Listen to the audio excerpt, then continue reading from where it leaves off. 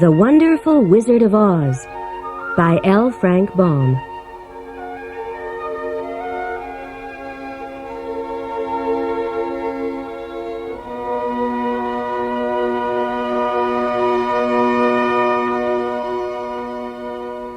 Dorothy lived in the midst of the great Kansas prairies with Uncle Henry, who was a farmer, and Aunt Em, who was the farmer's wife. Their house was small. There were 4 walls, a floor, a roof, a cook stove, cupboard, table, chairs, a big bed in one corner, and a little bed in another.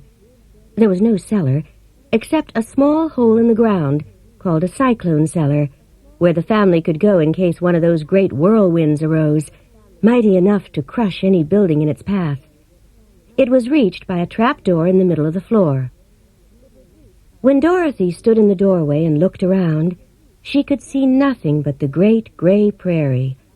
Not a tree nor a house broke the sweep of flat country that reached to the edge of the sky in all directions.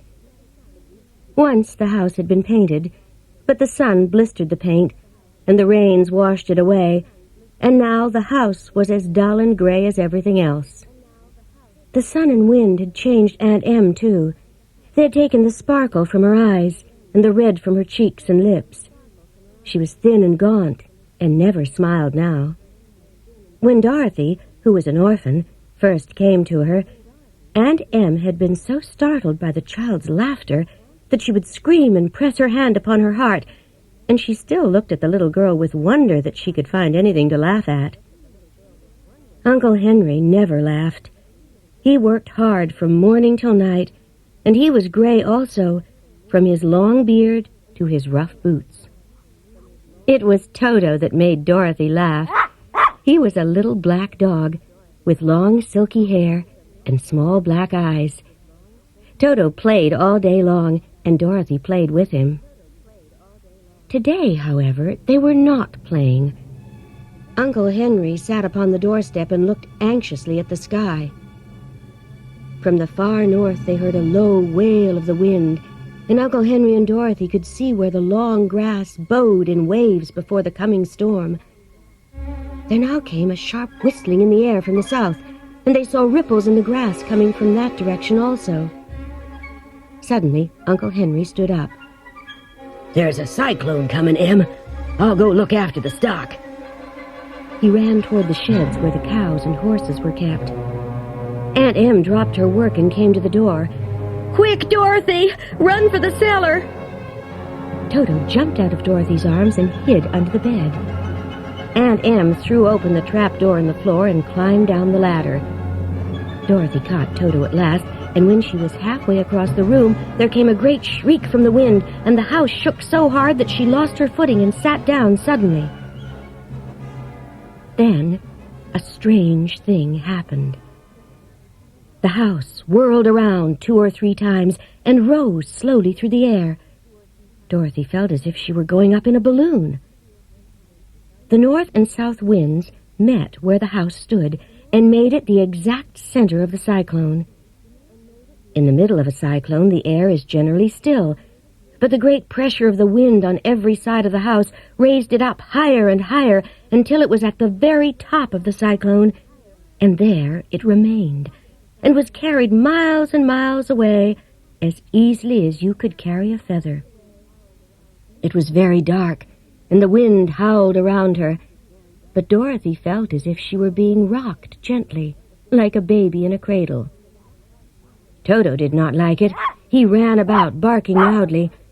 Once Toto got too near the open trap door and fell in, but the strong pressure of the air was keeping him up, so the little girl crept to the hole, caught Toto by the ear, and dragged him into the room again, afterward closing the trap door so that no more accidents could happen. Hour after hour passed away, and Dorothy felt quite lonely. At first she had wondered if she would be dashed to pieces when the house fell again, but as the hours passed and nothing terrible happened, she resolved to wait calmly and see what the future would bring. At last she crawled over the swaying floor to her bed, and Toto followed and lay down beside her. In spite of the swaying of the house and the wailing of the wind, Dorothy soon closed her eyes and fell fast asleep.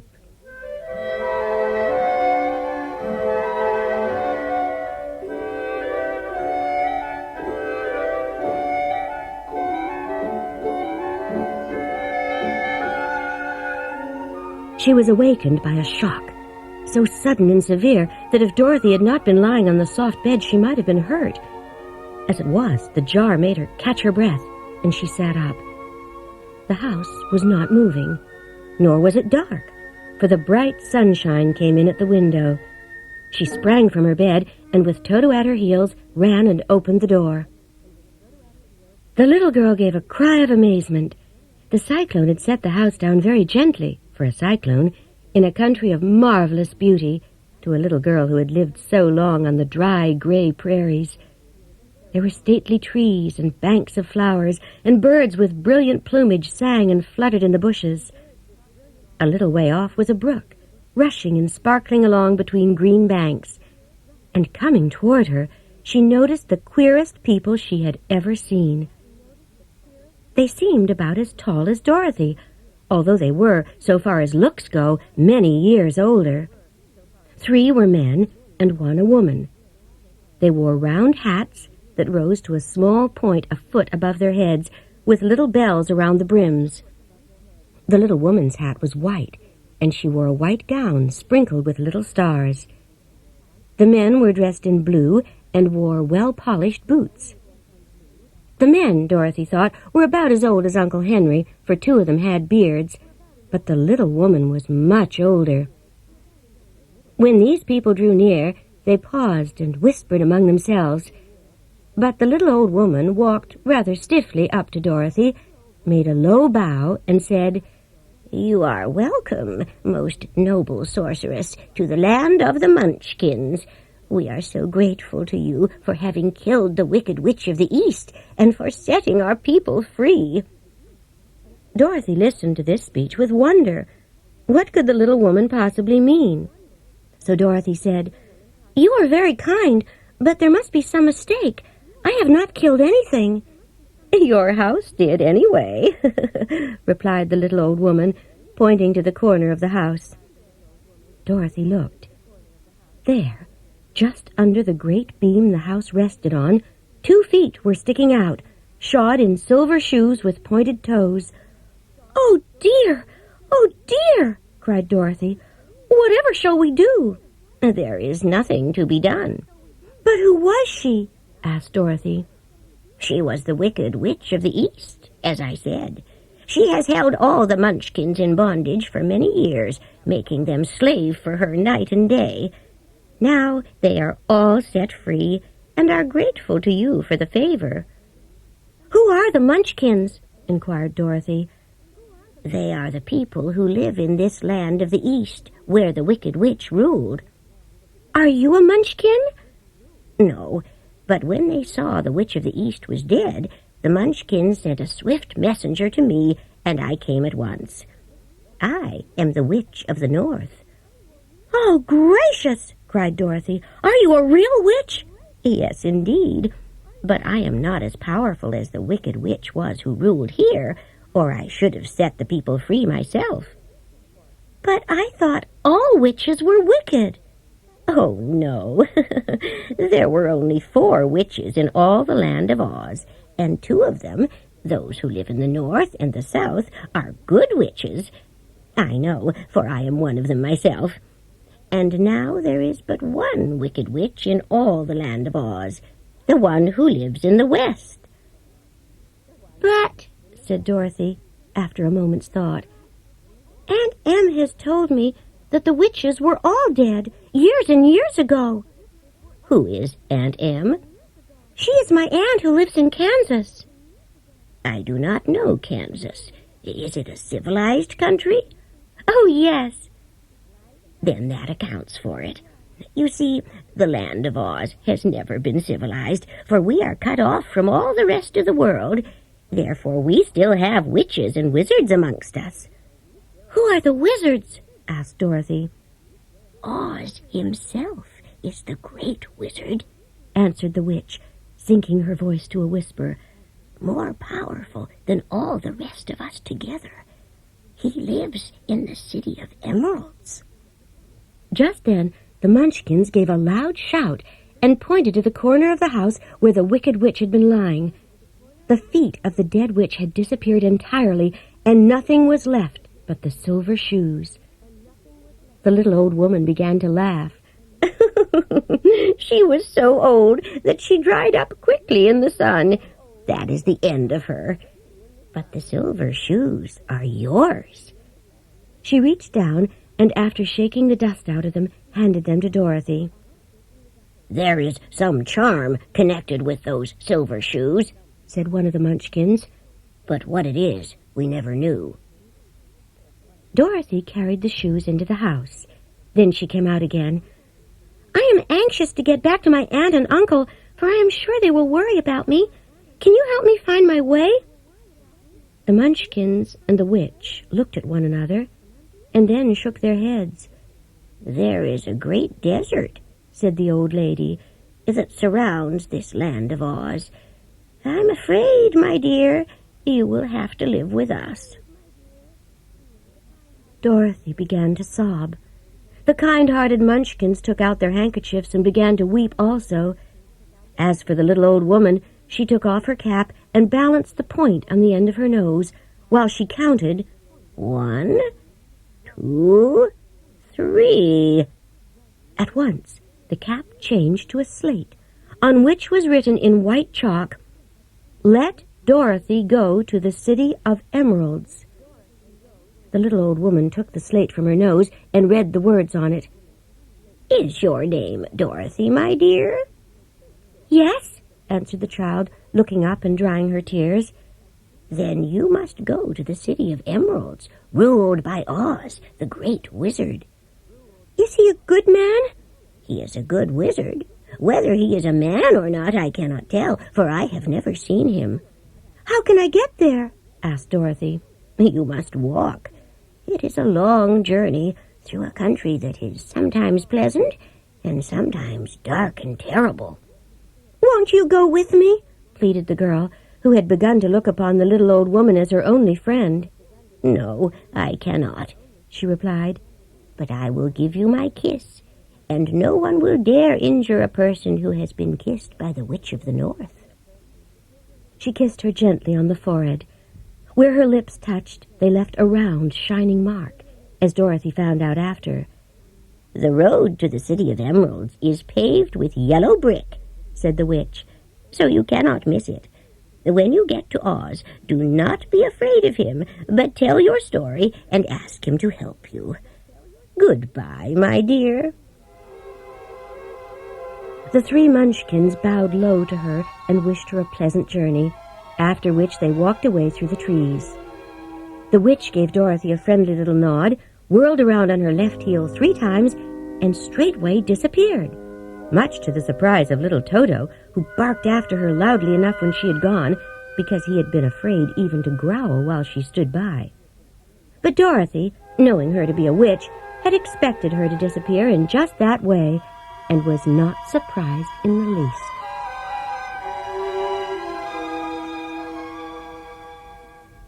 Dorothy set about making ready for the journey. She had only one other dress, hanging on a peg beside her bed. It was gingham with checks of white and blue, and although somewhat faded with many washings, it was still a pretty frock. The girl washed carefully, dressed herself in the clean gingham and her pink sunbonnet, and filled a little basket with bread, laying a white cloth over the top. Then she looked down at her old and worn shoes. "They surely will never do for a long journey, Toto." Toto looked up and wagged his tail to show he knew what she meant. At that moment, Dorothy saw lying on the table the silver shoes that had belonged to the Witch of the East. She took off her old leather shoes and tried on the silver ones, which fitted as if they had been made for her. Finally, she picked up her basket. "Come along, Toto. We will go to the Emerald City and ask the Great Oz how to get back to Kansas again." She closed the door, locked it, and put the key carefully in the pocket of her dress. There were several roads nearby, but it did not take her long to find the one paved with yellow bricks. Within a short time she was walking briskly, her silver shoes tinkling merrily. The sun shone and the birds sang, and Dorothy did not feel nearly so bad as you might think a little girl would, who had been suddenly whisked away from her own country and set down in a strange land. Once in a while she would pass a house, and the people came out to look at her and bow low as she went by, for everyone knew she had been the means of destroying the wicked witch. The houses of the Munchkins were painted blue, for in this country of the East, blue was the favorite color.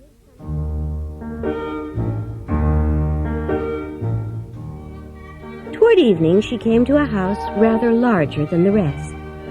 On the lawn before it, men and women were dancing. 5 fiddlers played as loudly as possible, and a big table was loaded with fruits and nuts, pies and cakes. This was the home of one of the richest Munchkins in the land, and Dorothy ate a hearty supper, waited upon by the rich Munchkin himself, whose name was Bock. Then she sat upon a settee, and when she had tired watching the dancing, Bock gave her a room with a pretty bed in it, and Dorothy slept soundly till morning, with Toto curled up on the blue rug beside her. She ate a hearty breakfast and watched a wee Munchkin baby play with Toto and pull his tail. Toto was a fine curiosity to all the people, for they had never seen a dog before. So she bade her friends goodbye. When she had gone several miles, she thought she would stop to rest, and climbed the fence beside the road and sat down. Not far away she saw a scarecrow high on a pole. Its head was a small sack stuffed with straw. An old pointed blue hat was perched on his head, and the rest of the figure was a blue suit of clothes, worn and faded, which had also been stuffed with straw. On the feet were some old boots with blue tops, such as every man wore in this country. Looking earnestly into the painted face of the scarecrow, Dorothy was surprised to see one of the eyes slowly wink at her. She thought she must have been mistaken at first, for none of the scarecrows in Kansas ever wink, but presently the figure nodded its head to her in a friendly way. Then she climbed down from the fence and walked up to it, while Toto ran around the pole and barked. "Good day," said the scarecrow. "Did you speak?" asked the girl. "Certainly. How do you do?" "I'm pretty well, thank you. How do you do?" "Well, it is very tedious being perched up here night and day." "Can't you get down?" "No, for this pole is stuck up my back. If you will please take away the pole, I shall be greatly obliged to you." Dorothy reached up and lifted the figure off the pole. For being stuffed with straw, it was quite light. "Thank you very much," said the scarecrow when he had been set down. "I feel like a new man." "Who are you?" He stretched himself and yawned. "And where are you going?" "My name is Dorothy, and I am going to the Emerald City to ask the great Oz to send me back to Kansas." "Where is the Emerald City?" he inquired. "And who is Oz?" "Why, don't you know?" "No, indeed. I don't know anything. You see, I am stuffed, so I have no brains at all." "Oh," said Dorothy, "I'm awfully sorry." "Do you think," he asked, "if I go to the Emerald City with you, that Oz would give me some brains?" "I cannot tell," she returned, "but you may come with me if you like. If Oz will not give you any brains, you will be no worse off than you are now." "That is true," said the scarecrow. "You see, I don't mind my legs and arms and body being stuffed, because I cannot get hurt. If anyone treads on my toes or sticks a pin into me, it doesn't matter, for I can't feel it. But I do not want people to call me a fool, and if my head stays stuffed with straw instead of with brains as yours is, how am I ever to know anything?" "I understand how you feel," said the little girl. "If you will come with me, I'll ask Oz to do all he can for you." "Thank you," he answered. They walked back to the road. Toto did not like this addition to the party at first. He smelled around the stuffed man as if he suspected there might be a nest of rats in the straw, and growled. "Don't mind Toto," said Dorothy. "He never bites." "Oh, I'm not afraid," replied the scarecrow. "He can't hurt the straw. There is only one thing in the world I am afraid of: a lighted match.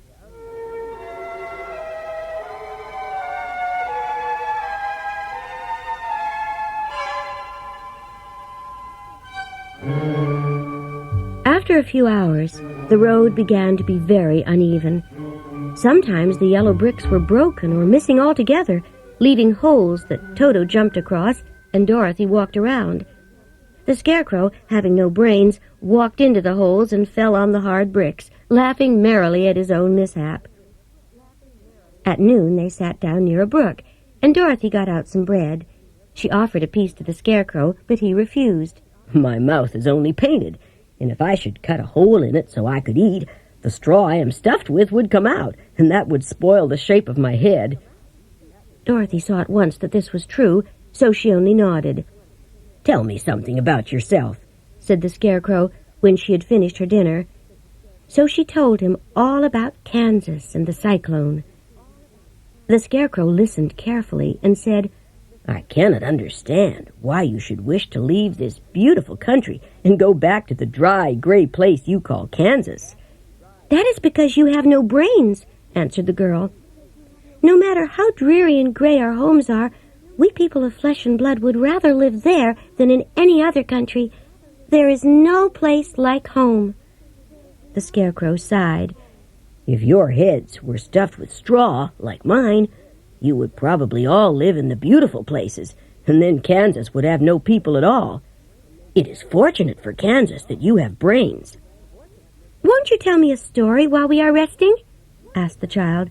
The Scarecrow answered, My life has been so short that I really know nothing whatever. I was only made day before yesterday.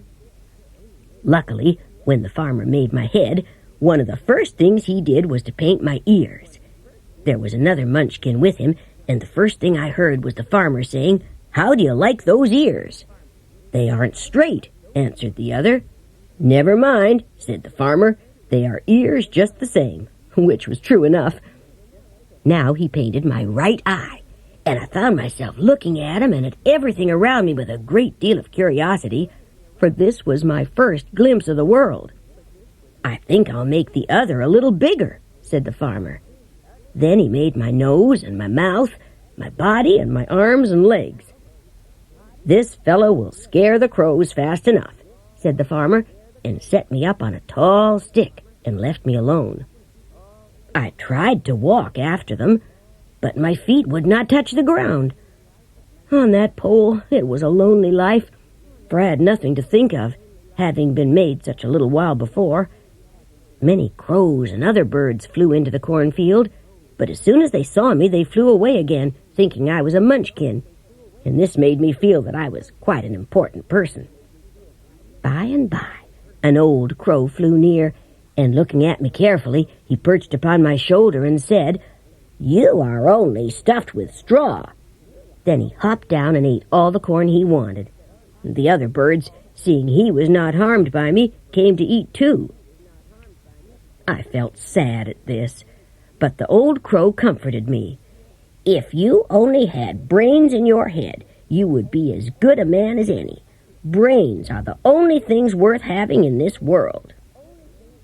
After the crows had gone, I thought this over and decided to try to get some brains. By good luck, you came along and pulled me off the stake, and from what you say, I am sure the great Oz will give me brains as soon as we get to the Emerald City. Well, said the girl, let us go. And she handed the basket to the Scarecrow. There were no fences by the roadside now, and toward evening they came to a great forest. It was almost dark under the trees, but the travelers did not stop.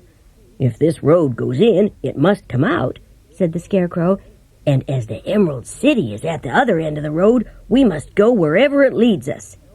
Anyone would know that, said Dorothy. Certainly. That is why I know it. If it required brains to figure it out, I never should have said it.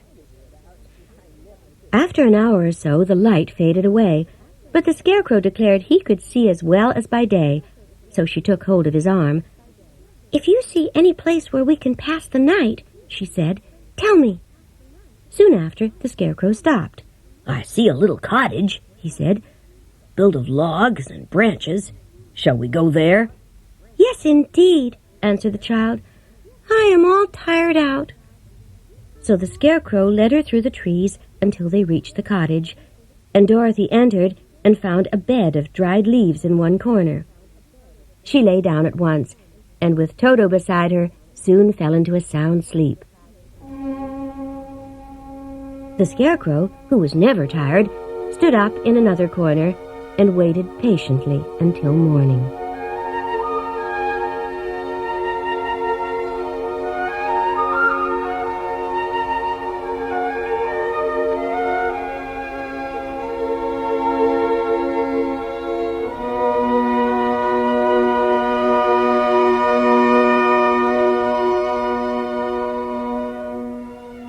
When Dorothy awoke, the sun was shining through the trees, and Toto had long been out chasing birds and squirrels. She sat up and looked around her. There was the Scarecrow, still standing patiently in his corner. They left the cottage and found a spring of clear water, where Dorothy drank and bathed and ate her breakfast. When she had finished, she was startled to hear a deep groan nearby. "What was that?" she asked. Just then another groan reached their ears. They turned, and Dorothy ran and then stopped short with a little cry. One of the big trees had been partly chopped through, and standing beside it, with an uplifted axe in his hands, was a man made entirely of tin and perfectly motionless. Toto barked sharply and made a snap at the tin legs, which hurt his teeth. "Did you groan?" asked Dorothy. "Yes," answered the Tin Man. "What can I do for you?" "Oil my joints. You will find an oil can in my cottage." Dorothy ran back to the cottage and found the oil can, and then she returned and asked, "Where are your joints?"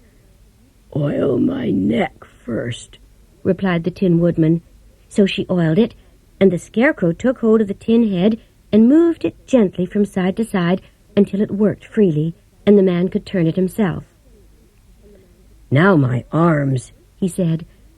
Dorothy oiled them, and the Scarecrow bent them carefully until the Tin Woodman gave a sigh of satisfaction and lowered his axe, which he leaned against the tree.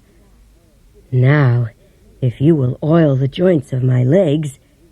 So they oiled his legs, and he thanked them again and again for his release. "I might have stood there always if you had not come along," he said. "How did you happen to be here?" "We are on our way to the Emerald City to see the Great Oz," she answered. "I want him to send me back to Kansas, and the Scarecrow wants him to put a few brains into his head." The Tin Woodman appeared to think deeply for a moment. "Do you suppose Oz could give me a heart? If you will allow me to join your party, I will also go to the Emerald City." "Come along," said the Scarecrow heartily. So the Tin Woodman shouldered his axe and asked Dorothy to put the oil can in her basket. "For," he said, "if I should get caught in the rain and rust again, I would need the oil can badly."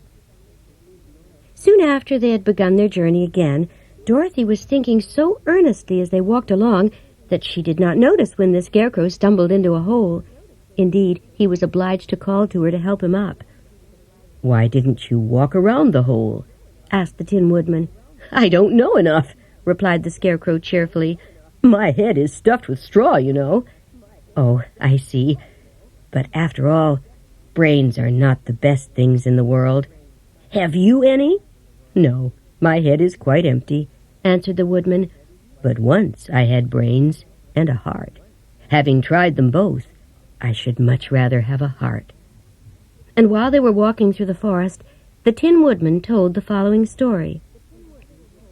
"I was born the son of a woodman who chopped down trees in the forest and sold the wood for a living. I, too, became a wood chopper, and one of the Munchkin girls, whom I grew to love with all my heart, promised to marry me as soon as I could earn enough money to build a better house for her. But she lived with an old woman who wished the girl to remain with her and do the cooking and the housework. The old woman went to the Wicked Witch of the East and promised her 2 sheep and a cow if she would prevent the marriage. Thereupon the wicked witch enchanted my axe, and when I was chopping away at my best one day, for I was anxious to get the new house and my wife as soon as possible, the axe slipped and cut off my left leg. I knew a one-legged man could not do very well as a wood chopper, so I went to a tinsmith and had him make me a new leg out of tin. But when I began chopping again, my axe slipped and cut off my right leg. Again I went to the tinsmith. After this, the enchanted axe cut off my arms, one after the other. But nothing daunted, I had them replaced with tin ones. The wicked witch then made the axe slip and cut off my head, and I thought that was the end of me. But the tinsmith happened to come along, and he made me a new head. I thought I had beaten the wicked witch then, and I worked harder than ever. But she made my axe slip again, so that it cut right through my body. Once more, the tinsmith came to my help and made me a body of tin. But alas, I had now no heart, so that I lost all my love for the pretty Munchkin girl, and did not care whether I married her or not. It did not matter now if my axe slipped, and I took care to oil myself. However, there came a day when I forgot to do this, and being caught in a rainstorm, my joints rusted.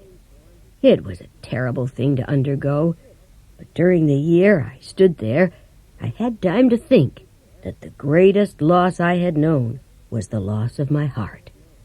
While I was in love, I was the happiest man on earth, but no one can love who has not a heart, and so I am resolved to ask Oz to give me one. If he does, I will go back to the Munchkin maiden and marry her. All the same, said the Scarecrow, I shall ask for brains instead of a heart, for a fool would not know what to do with a heart if he had one. I shall take the heart, returned the Tin Woodman, for brains do not make one happy, and happiness is the best thing in the world. Dorothy did not say anything. What worried her most was that the bread was nearly gone, and she was not made of tin nor straw.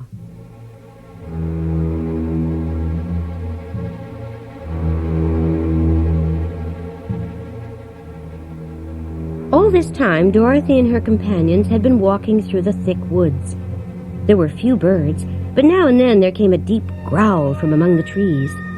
Dorothy did not know what made them, but Toto knew, and he walked close to her side and did not even bark in return. "How long," the child asked of the Tin Woodman, "before we are out of the forest?" "I cannot tell, but I am not afraid so long as I have my oil can, and nothing can hurt the Scarecrow, while you bear the mark of the Good Witch's kiss, and that will protect you." "But Toto," said the girl, "what will protect him?" "We must protect him ourselves." Just as he spoke, there came a terrible roar, and a great lion bounded into the road. With one blow of his paw, he sent the Scarecrow spinning over and over, and then he struck at the Tin Woodman, who fell over in the road and lay still.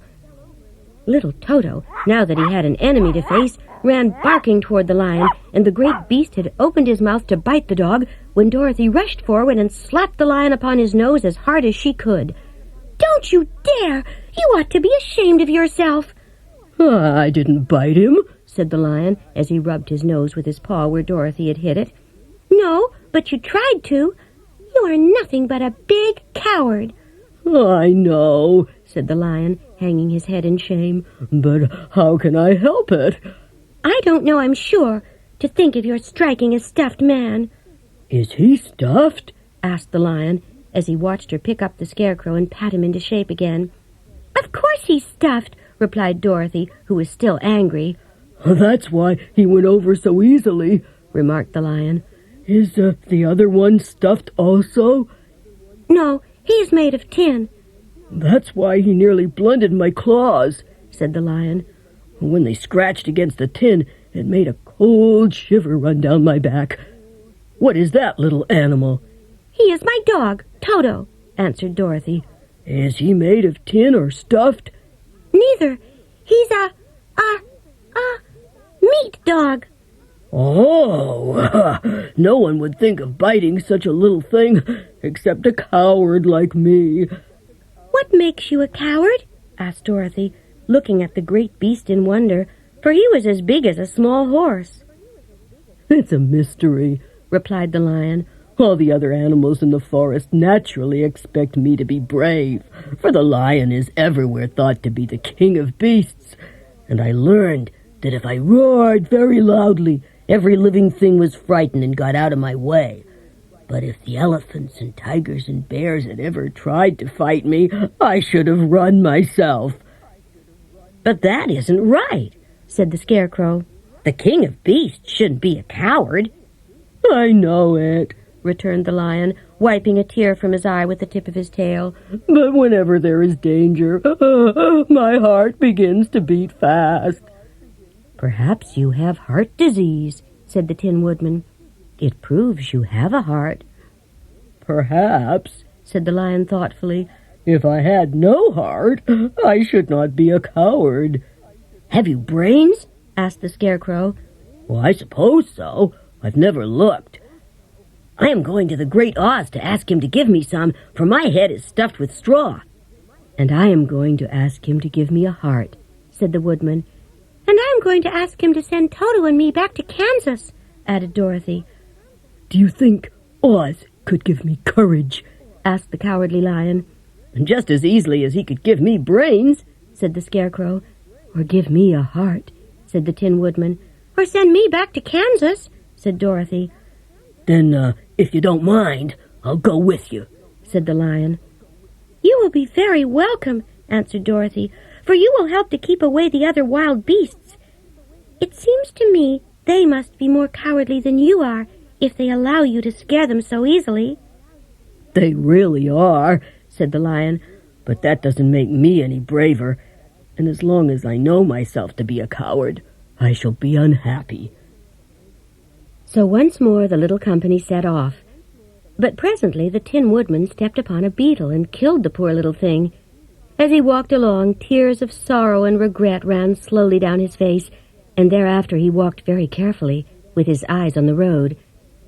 The Tin Woodman knew very well he had no heart, and therefore he took great care never to be cruel or unkind to anything. You people with hearts, he said, have something to guide you, and need never do wrong.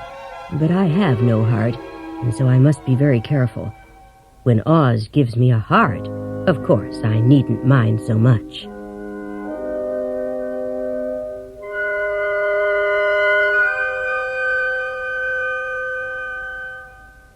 They were obliged to camp out that night under a large tree to protect them from the dew.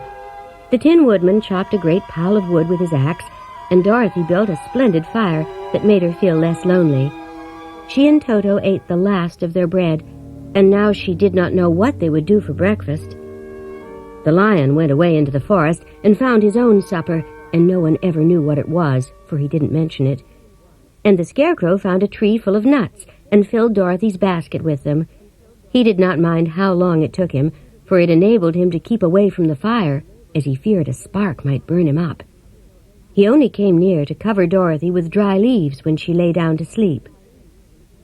When it was daylight, the girl bathed her face in a little rippling brook, and they had hardly been walking an hour when they saw before them a great ditch that crossed the road and divided the forest as far as they could see.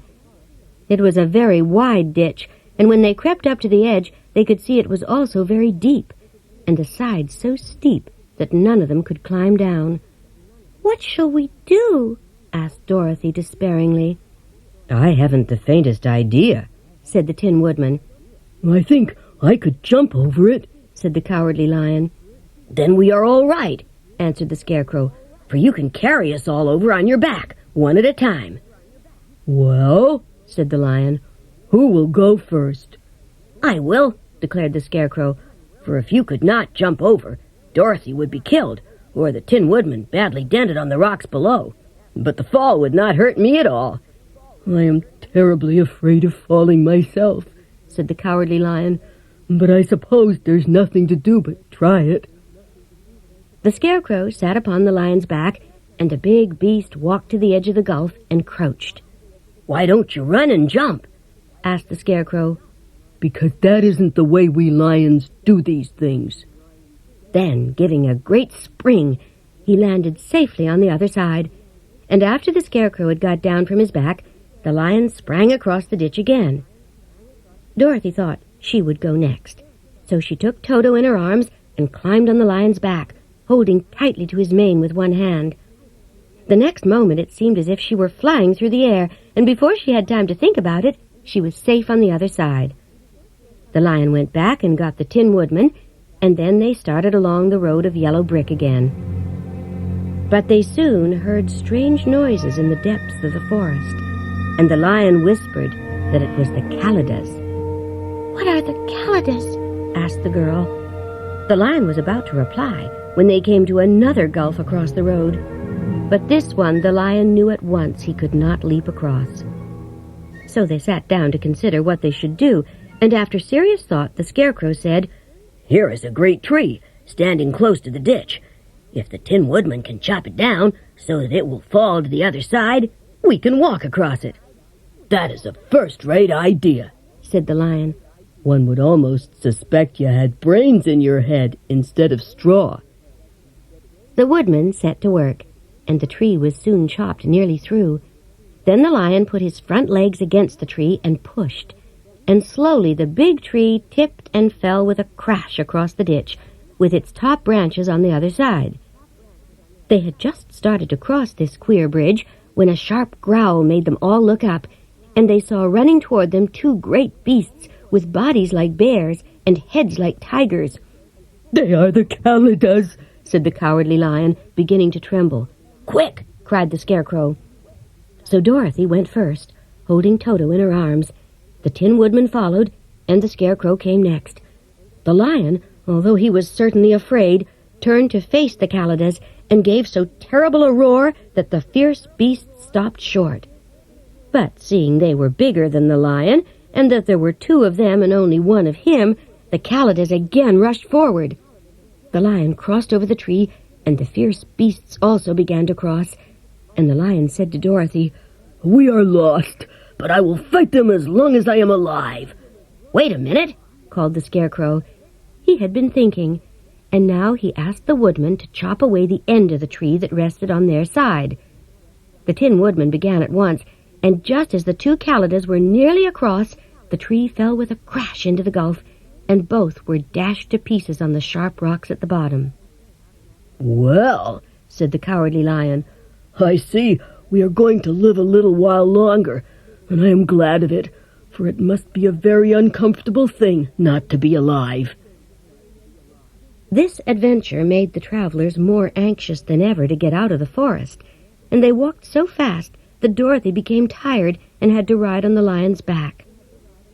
In the afternoon they came upon a broad river. On the other side they could see the road of yellow brick running through green meadows and bordered with trees full of fruits. "How shall we cross the river?" asked Dorothy. "Easily," replied the Scarecrow. "The Tin Woodman must build us a raft."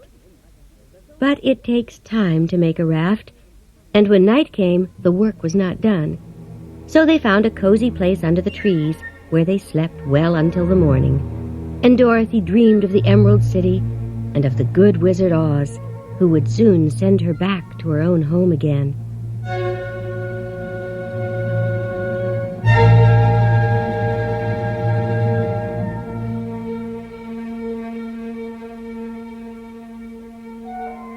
Next morning, Dorothy breakfasted like a princess off peaches and plums from the trees beside the river, and after the Tin Woodman had cut a few more logs and fastened them together with wooden pins, they were ready to start. Dorothy sat in the middle of the raft and held Toto in her arms.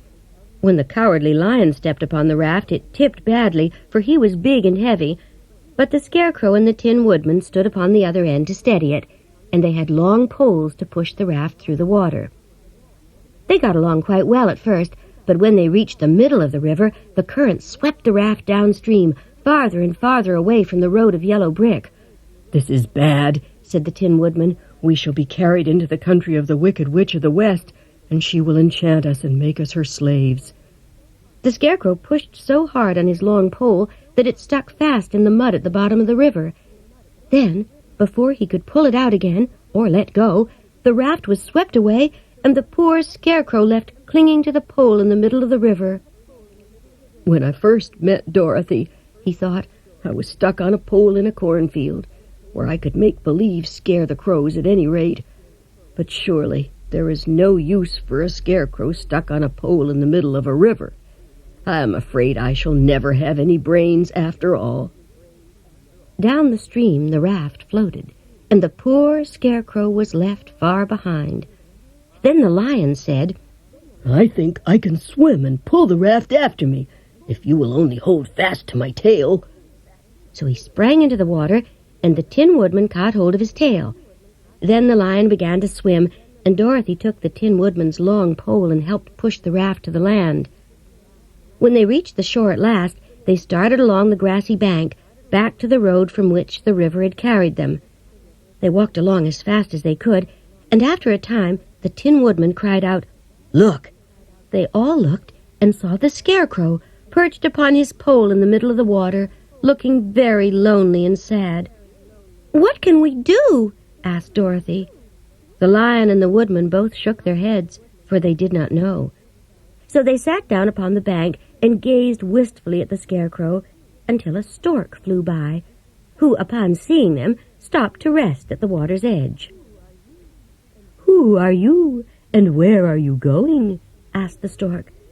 "I am Dorothy," answered the girl, "and these are my friends, the Tin Woodman and the Cowardly Lion, and we are going to the Emerald City. But we have lost the Scarecrow over there in the river." "If he wasn't so big and heavy, I would get him for you," remarked the stork. "He isn't heavy a bit," said Dorothy eagerly, "for he is stuffed with straw." "Well, I'll try." So the big bird flew to where the Scarecrow was perched upon his pole. Then, with her great claws, grabbed the Scarecrow by the arm and carried him up into the air and back to the bank. When the Scarecrow found himself among his friends again, he was so happy that he hugged them all, even the Lion and Toto.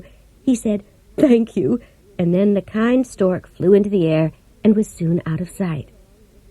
They walked along, listening to the singing of the birds and looking at the flowers, big yellow and white and blue and purple blossoms, besides great clusters of scarlet poppies. "Aren't they beautiful?" the girl asked, as she breathed in the spicy scent of the bright flowers. "I suppose so," answered the Scarecrow. "When I have brains, I shall probably like them better. If I only had a heart, I should love them," added the Tin Woodman. "I always did like flowers," said the Lion, "and they seem so helpless and frail." They now came upon more and more of the big scarlet poppies, and fewer of the other flowers, and soon they found themselves in the midst of a great meadow of poppies. Now it is well known that when there are many of these flowers together, their odor is so powerful that anyone who breathes it falls asleep, and if the sleeper is not carried away from the scent of the flowers, he sleeps on and on forever. But Dorothy did not know this, so presently her eyes grew heavy, and she felt she must sit down to rest. But the Tin Woodman would not let her. "We must hurry back to the road of yellow brick before dark." So they kept walking until Dorothy could stand no longer. Her eyes closed in spite of herself, and she forgot where she was and fell among the poppies, fast asleep. "The smell of the flowers is killing us all," said the Lion. "I myself can scarcely keep my eyes open, and the dog is asleep already." But the Scarecrow and the Tin Woodman, not being made of flesh, were not troubled by the scent of the flowers. "Run," said the Scarecrow to the Lion. "We will bring the little girl with us, but if you should fall asleep, you are too big to be carried." So the Lion bounded forward as fast as he could go. The Scarecrow picked up Toto and put the dog in Dorothy's lap, and then they made a chair with their hands for the seat and carried the sleeping girl between them through the flowers. On and on they walked, and at last came upon their friend the Lion, lying fast asleep among the poppies. The flowers had been too strong for the huge beast, and he had fallen only a short distance from where the sweet grass spread in beautiful green fields before them.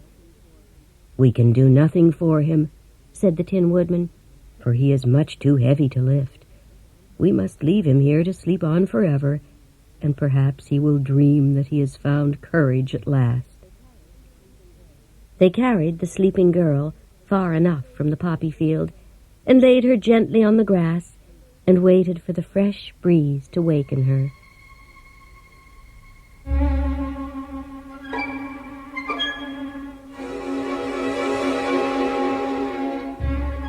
"We cannot be far from the road of yellow brick now," remarked the Scarecrow. The Tin Woodman was about to reply when he heard a low growl, and turning his head, which worked beautifully on hinges, he saw bounding toward them a great yellow wildcat, its ears lying close to its head and its mouth wide open. As it came nearer, the Tin Woodman saw that running before the beast was a little gray field mouse, so he raised his axe, and as the wildcat ran by, he gave it a blow that cut the beast's head clean off. The field mouse now stopped short, and coming slowly up to the woodman, it said, "Oh, thank you ever so much for saving my life." "Don't speak of it, I beg you," replied the woodman. "I have no heart, you know, so I am careful to help all those who may need a friend, even if it happens to be only a mouse." "Only a mouse?" cried the little animal indignantly. "Why, I am a queen, the queen of all the field mice." "Oh, indeed," said the woodman, making a bow. "Therefore you have done a great deed as well as a brave one," added the queen. At that moment, several mice were seen running up as fast as their little legs could carry them, and they all bowed so low to the little queen that they almost stood upon their heads. "This funny tin man killed the wildcat and saved my life, so hereafter you must all obey his slightest wish." "We will!" cried all the mice in a shrill chorus, and then they scampered in all directions, for Toto had awakened, and seeing all these mice around him, he gave one bark of delight and jumped right into the middle of the group. But the Tin Woodman caught the dog in his arms and held him tight, while he called, "Come back! Toto shall not hurt you!" One by one, the mice came creeping back, and finally one of the biggest mice spoke. "Is there anything we can do," it asked, "to repay you for saving the life of our queen?" The Scarecrow, who had been trying to think, but could not because his head was stuffed with straw, said quickly, "Oh, yes, you can save our friend, the Cowardly Lion, who is asleep in the poppy bed." "A lion?" cried the little queen. "Why, he would eat us all up." "Oh, no," declared the Scarecrow. "This lion would never hurt anyone who is our friend." "Very well," said the queen, "but what shall we do?" "Are there many of these mice which call you queen?" "Oh, yes, thousands." "Then send for them all as soon as possible, and let each one bring a long piece of string." The queen turned to the mice that attended her, and as soon as they heard her orders, they ran away in every direction as fast as possible. "Now," said the Scarecrow to the Tin Woodman, "you must go and make a truck that will carry the lion." So the woodman made a truck out of the limbs of trees, from which he chopped away all the leaves and branches. He fastened it together with wooden pegs and made the 4 wheels out of short pieces of a big tree trunk. By the time the mice began to arrive, the truck was ready for them. They came from all directions, and each one brought a piece of string in his mouth. It was about this time that Dorothy woke from her long sleep, to find herself lying upon the grass with thousands of mice looking at her timidly. But the Scarecrow told her about everything and said, "Permit me to introduce to you Her Majesty, the Queen." Dorothy nodded gravely, and the queen made a curtsy, after which she became quite friendly with the little girl. The Scarecrow and the woodman now began to fasten the mice to the truck. One end of a string was tied around the neck of each mouse, and the other end to the truck. Of course, the truck was 1,000 times bigger than any of the mice who were to draw it, but when all the mice had been harnessed, they were able to pull it quite easily to where the lion lay asleep. After a great deal of hard work, they managed to get him up on the truck. Then the queen hurriedly gave her people the order to start, for she feared if the mice stayed among the poppies too long, they also would fall asleep.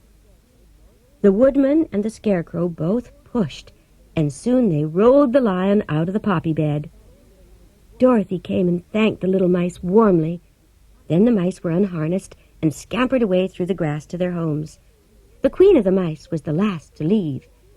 "If ever you need us again," she said, "come out into the field and call.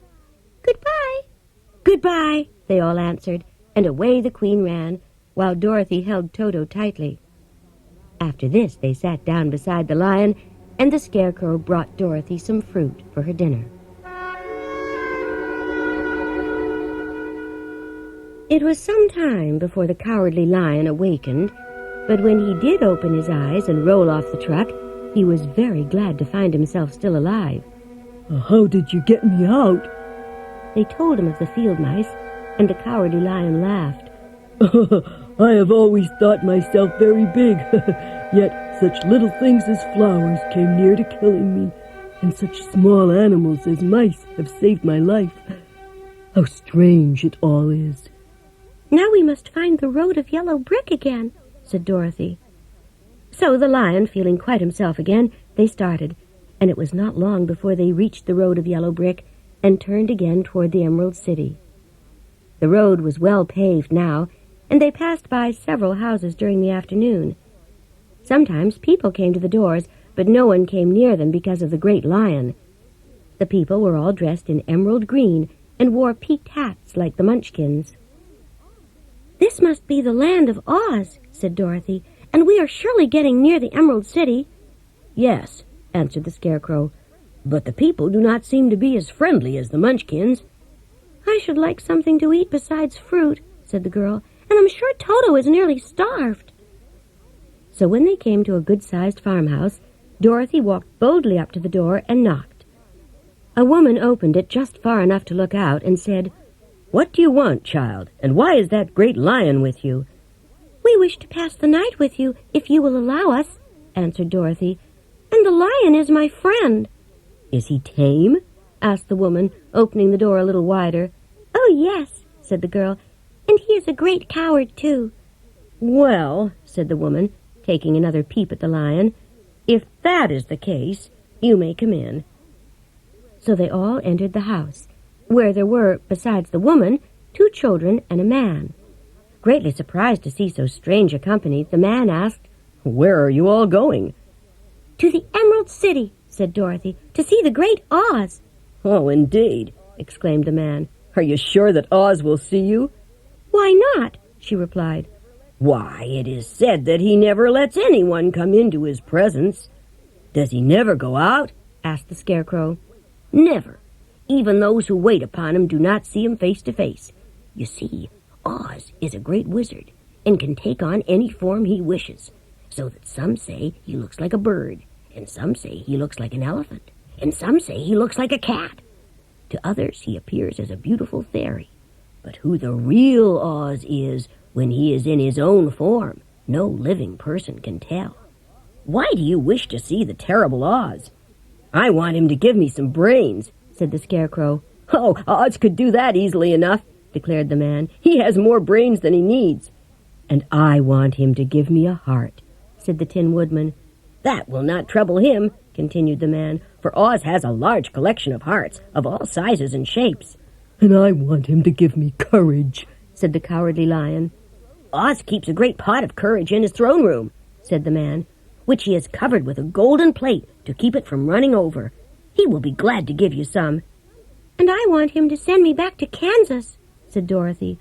"Where is Kansas?" "I don't know, but it is my home, and I'm sure it's somewhere." "Very likely. Well, Oz can do anything, so I suppose he will find Kansas for you. But what do you want?" he continued, speaking to Toto. Toto only wagged his tail, for, strange to say, he could not speak. The woman now called to them that supper was ready, so they gathered around the table, and Dorothy ate some delicious porridge and a dish of scrambled eggs. The lion ate some of the porridge, and the Scarecrow and the Tin Woodman ate nothing at all. Toto ate a little of everything.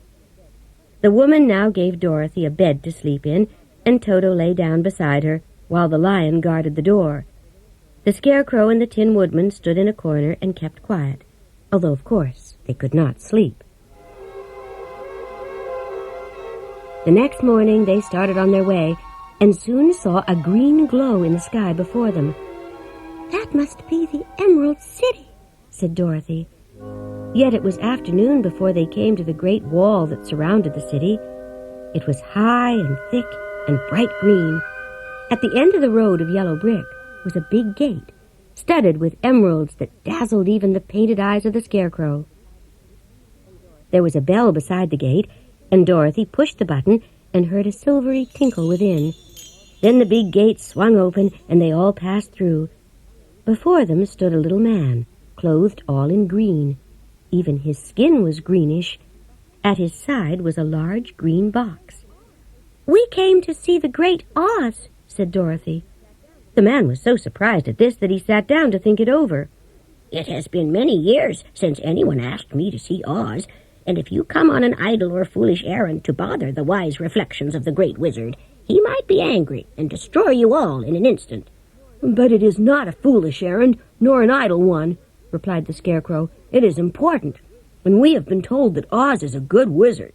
"So he is," said the Green Man, "and he rules the Emerald City wisely and well.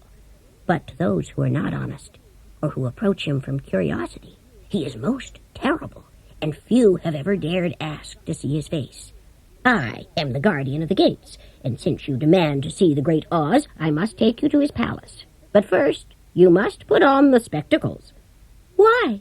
asked Dorothy. "Because if you did not, the brightness and glory of the Emerald City would blind you. Even those who live in the city must wear spectacles night and day." He opened the big box, and Dorothy saw that it was filled with spectacles, all of them green. The guardian of the gates found a pair that fit Dorothy, and there were 2 golden bands fastened to them that passed around the back of her head, where they were locked together by a little key at the end of a chain around his neck. The man fitted spectacles for the Scarecrow and the Tin Woodman and the Lion, and even on little Toto, and all were locked fast. Then the guardian of the gates put on his own glasses, and taking a big golden key from a peg on the wall, he opened another gate, and they all followed him through the portal into the streets of the Emerald City.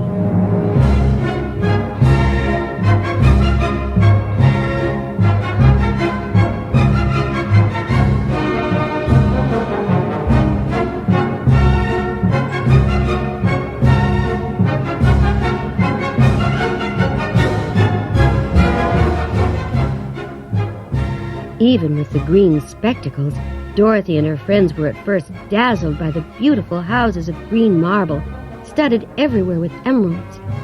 They walked over a pavement of the same marble, and the window panes were of green glass. Even the sky above the city had a green tint. People walking about were all dressed in green. Everything was green. A man was selling green lemonade, and children paid for it with green pennies. There seemed to be no horses nor animals of any kind. Men carried things in little green carts, which they pushed before them. Everyone seemed happy and prosperous. The guardian of the gates led them to a big building exactly in the middle of the city. There was a soldier before the door in a green uniform and a long green beard. "Here are strangers," said the guardian of the gates to him, "and they demand to see the Great Oz." "Step inside," answered the soldier. They were led into a big room with green furniture set with emeralds. The soldier made them all wipe their feet upon a green mat before entering this room, and when they were seated, he said, "Please make yourselves comfortable while I go and tell Oz you are here." When at last he came back, Dorothy asked, "Have you seen Oz?" "Oh, no, I have never seen him, but I spoke to him as he sat behind his screen and gave him your message. He said he will grant you an audience, each of you alone, and he will admit but one each day. Therefore, I will have you shown to rooms where you may rest in comfort after your journey." "Thank you," replied the girl. "That is very kind of Oz." The soldier now blew upon a green whistle, and a girl in a pretty green silk gown entered and bowed low before Dorothy as she said, "Follow me, and I will show you your room." So Dorothy followed the green girl through 7 passages and up 3 flights of stairs to the sweetest little room in the world. There was a tiny fountain in the middle of the room that shot a spray of green perfume, into a beautifully carved green marble basin. And there was a shelf with a row of little green books, full of pictures that made her laugh, they were so funny. In a wardrobe were green dresses made of silk and satin and velvet, and all of them fitted Dorothy exactly. "Make yourself at home," said the green girl, "and Oz will send for you tomorrow morning." She left Dorothy alone and went back to the others, and each one of them found himself lodged in a very pleasant part of the palace. Of course, this was wasted on the Scarecrow, for when he found himself alone in his room, he stood stupidly in one spot to wait till morning. He could not close his eyes, so he remained staring at a little spider which was weaving its web in a corner of the room. The Tin Woodman lay down on his bed from force of habit, but passed the night moving his joints up and down to make sure they kept in good working order.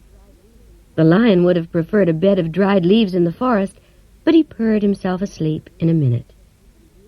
The next morning after breakfast, the Green Maiden came to fetch Dorothy and dressed her in one of the prettiest gowns of green brocaded satin, and they started for the throne room of the great Oz. First they came to a great hall, in which were many ladies and gentlemen of the court. As Dorothy entered, they looked at her curiously, and one of them whispered, "Are you really going to look upon the face of Oz the Terrible?" "Of course," answered the girl, "if he will see me." "Oh, he will see you," said the soldier who had taken her message to the wizard. "When I mentioned your silver shoes, he was very much interested." Just then a bell rang, and the green girl said to Dorothy, "You must go into the throne room alone." She opened a little door, and Dorothy walked boldly through and found herself in a big round room, the walls and ceiling and floor covered with large emeralds. In the center of the roof was a great light, as bright as the sun. In the middle of the room was a chair, sparkled with gems. In the center of the chair was a head, without a body to support it, or any arms or legs whatever. There was no hair upon this head, but it was bigger than the head of the biggest giant.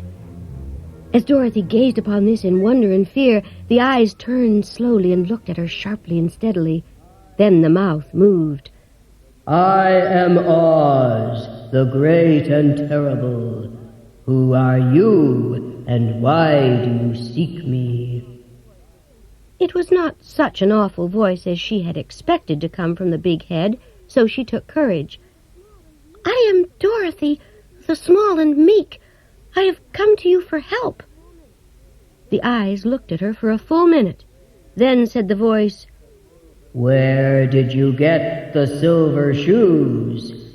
"From the Wicked Witch of the East, when my house fell on her and killed her," she replied. "Where did you get the mark upon your forehead?" "That is where the Good Witch of the North kissed me when she bade me goodbye and sent me to you," said the girl. Again the eyes looked at her sharply. Then Oz asked, "What do you wish me to do?" "Send me back to Kansas, where my Aunt Em and Uncle Henry are. I don't like your country, although it is so beautiful." The eyes winked 3 times, then they rolled around, and at last they looked at Dorothy again. "Why should I do this for you?" asked Oz. "Because you are strong, and I am weak. Because you are a great wizard, and I am only a little girl." "But you were strong enough to kill the Wicked Witch of the East." "That just happened. I could not help it." "Well, in this country, everyone must pay for everything he gets. If you wish me to use my magic power to send you home again, you must do something for me first. Help me, and I will help you." "What must I do?" "Kill the Wicked Witch of the West." "But I cannot!" exclaimed Dorothy. "You killed the Witch of the East, and you wear the silver shoes, which bear a powerful charm. There is now but one Wicked Witch left in all this land, and when you can tell me she is dead, I will send you back to Kansas, but not before." And the eyes winked again. "I never killed anything willingly," she sobbed. "If you, who are great and terrible, cannot kill her yourself, how do you expect me to do it?" "I do not know," said the head. But until the wicked witch dies, you will not see your uncle and aunt again." Sorrowfully, Dorothy left the throne room and went back to where the Lion and the Scarecrow and the Tin Woodman were waiting to hear what Oz had said to her. "There is no hope for me," she said, and she went to her room and cried herself to sleep. The next morning, the soldier with the green whiskers came for the Scarecrow. In the great throne room, he saw, sitting in the emerald throne, a lovely lady, and growing from her shoulders, wings so light that they fluttered if the slightest breath of air reached them. When the Scarecrow had bowed, as prettily as his straw stuffing would let him, she looked upon him sweetly and said, "I am Oz, the great and terrible. Who are you, and why do you seek me?" The Scarecrow had expected to see the great head, but he answered her bravely, "I am only a scarecrow stuffed with straw, and I pray that you will put brains in my head instead of straw, so that I may become as much a man as any other in your dominions." "Why should I do this for you?" "Because you are wise and powerful, and no one else can help me." "I never grant favors without some return," said Oz. "But if you will kill for me the Wicked Witch of the West, I will bestow upon you a great many brains, and such good brains that you will be the wisest man in all the land of Oz." "I thought you asked Dorothy to kill the witch." "So I did, but until she is dead, I will not grant your wish. Now go." The Scarecrow went sorrowfully back to his friends, and Dorothy was surprised to find that the great wizard was not a head, but a lovely lady. "All the same," said the Scarecrow, "she needs a heart as much as the Tin Woodman." On the next morning, the Tin Woodman was sent for, but when he entered the great throne room, he saw neither the head nor the lady, for Oz had taken the shape of a most terrible beast, nearly as big as an elephant, and the green throne seemed hardly strong enough to hold its weight. The beast had a head like a rhinoceros, with 5 eyes, 5 long arms, 5 long legs, and thick woolly hair. It was fortunate the Tin Woodman had no heart at that moment. Being only tin, he was not at all afraid, although much disappointed. "I am Oz, the great and terrible," spoke the beast in one great roar. "Who are you, and why do you seek me?" "I am a woodman and made of tin. Therefore I have no heart and cannot love. I pray you to give me a heart, that I may be as other men are." "Why should I do this?" "Because I ask it, and you alone can grant my request." "If you indeed desire a heart, you must earn it." "How?" asked the woodman. "Help Dorothy to kill the Wicked Witch of the West. When the witch is dead, I will give you the biggest and kindest and most loving heart in all the land of Oz." So the Tin Woodman was forced to return to his friends and tell them of the terrible beast he had seen. The Lion said, "When I go to see him, I shall roar my loudest and frighten him, and if he is the great head, I will roll this head all about the room until he promises to give us what we desire. So, be of good cheer, my friends." The next morning, the soldier with the green whiskers led the Lion to the great throne room, and the Lion saw, to his surprise, that before the throne was a ball of fire, so fierce and glowing he could scarcely bear to gaze upon it. His first thought was that Oz had by accident caught fire. Then a low, quiet voice came from the ball of fire. "I am Oz, the great and terrible. Who are you, and why do you seek me?" "I am a cowardly lion. I beg you, give me courage, so that I may become the king of beasts." "Why should I give you courage?" "Because of all wizards, you are the greatest, and alone have power to grant my request," answered the Lion. "Bring me proof that the Wicked Witch is dead, and I will give you courage. But as long as the witch lives, you must remain a coward." The Lion was angry and rushed from the room to find his friends waiting for him. "There is only one thing we can do. Go to the land of the Winkies, seek out the Wicked Witch, and destroy her." "But suppose we cannot," said the girl. "Then I shall never have courage," declared the lion. "and I shall never have brains," added the Scarecrow. "and I shall never have a heart," spoke the Tin Woodman. "And I shall never see Aunt Em and Uncle Henry," said Dorothy, beginning to cry. "Be careful," cried the green girl. "The tears will fall on your green silk gown and spot it." So Dorothy dried her eyes, and it was decided to start the next morning. The woodman sharpened his axe on a green grindstone and had all his joints properly oiled. The Scarecrow stuffed himself with fresh straw, and Dorothy put new paint on his eyes that he might see better.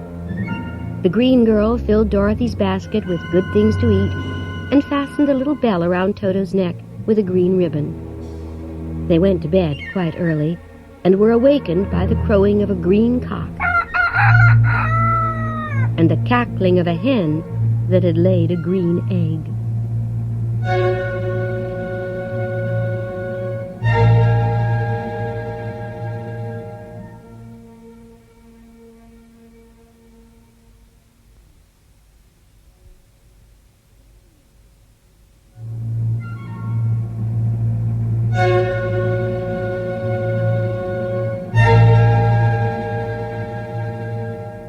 The guardian of the gates unlocked their spectacles to put them back in his great box, and then he politely opened the gate. "Which road leads to the Wicked Witch of the West?" asked Dorothy. "There is no road. No one ever wishes to go that way." "How then are we to find her?" "That will be easy," replied the man, "for when she knows you are in the country of the Winkies, she will find you and make you her slaves." "Perhaps not," said the Scarecrow, "for we mean to destroy her." "Oh, that is different," said the guardian of the gates. "No one has ever destroyed her before, so I naturally thought she would make slaves of you, as she has of the rest. But take care, for she may not allow you to destroy her. Keep to the west, where the sun sets, and you cannot fail to find her." They thanked him and turned west. Dorothy still wore the pretty silk dress she had put on in the palace, but now it was pure white. The ribbon around Toto's neck also was white. In the afternoon, the sun shone hot in their faces, so that before night, Dorothy and Toto and the lion were tired and lay down upon the grass, with the woodman and the Scarecrow keeping watch.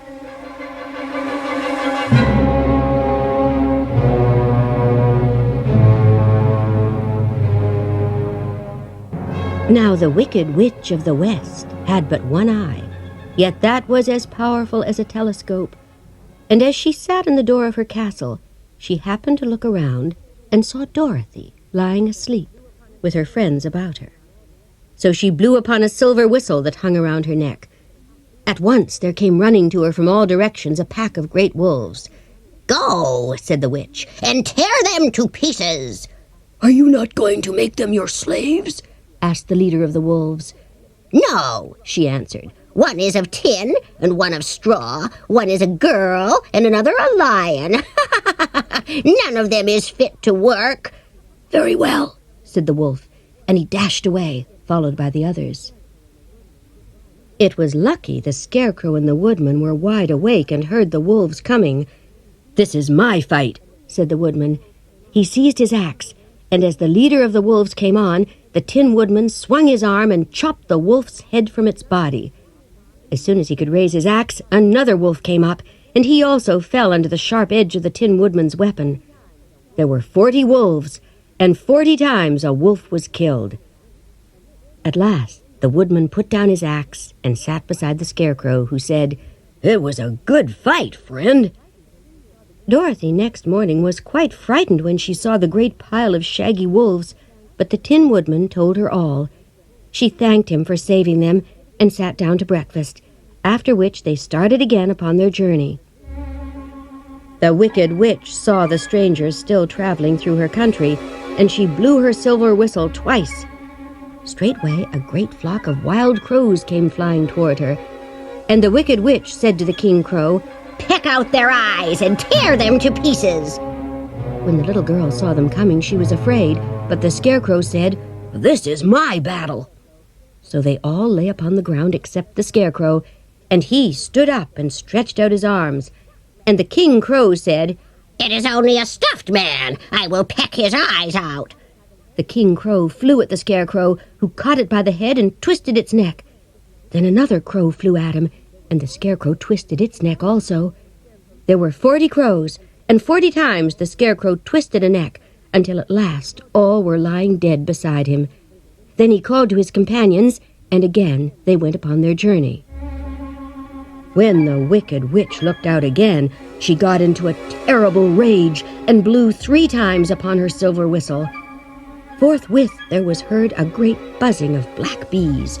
"Go and sting them to death," commanded the witch, and the bees turned and flew to where Dorothy and her friends were walking. But the woodman had seen them coming, and the Scarecrow had decided what to do. "Take out my straw and scatter it over the little girl and the dog and the lion." The bees came and found no one but the woodman to sting, so they flew at him and broke off all their stings against the tin. And as bees cannot live when their stings are broken, that was the end of the black bees, and they lay scattered thick about the woodman like little heaps of fine coal. Then Dorothy helped the Tin Woodman put the straw back into the Scarecrow, until he was as good as ever. The Wicked Witch tore her hair and gnashed her teeth, and called a dozen of her slaves, the Winkies, and gave them sharp spears, telling them to go to the strangers and destroy them. The Winkies were not a brave people, but they did as they were told until the lion gave a great roar and sprang at them, and they ran back to the castle. The Wicked Witch beat them well with a strap and sat down to think what she should do next.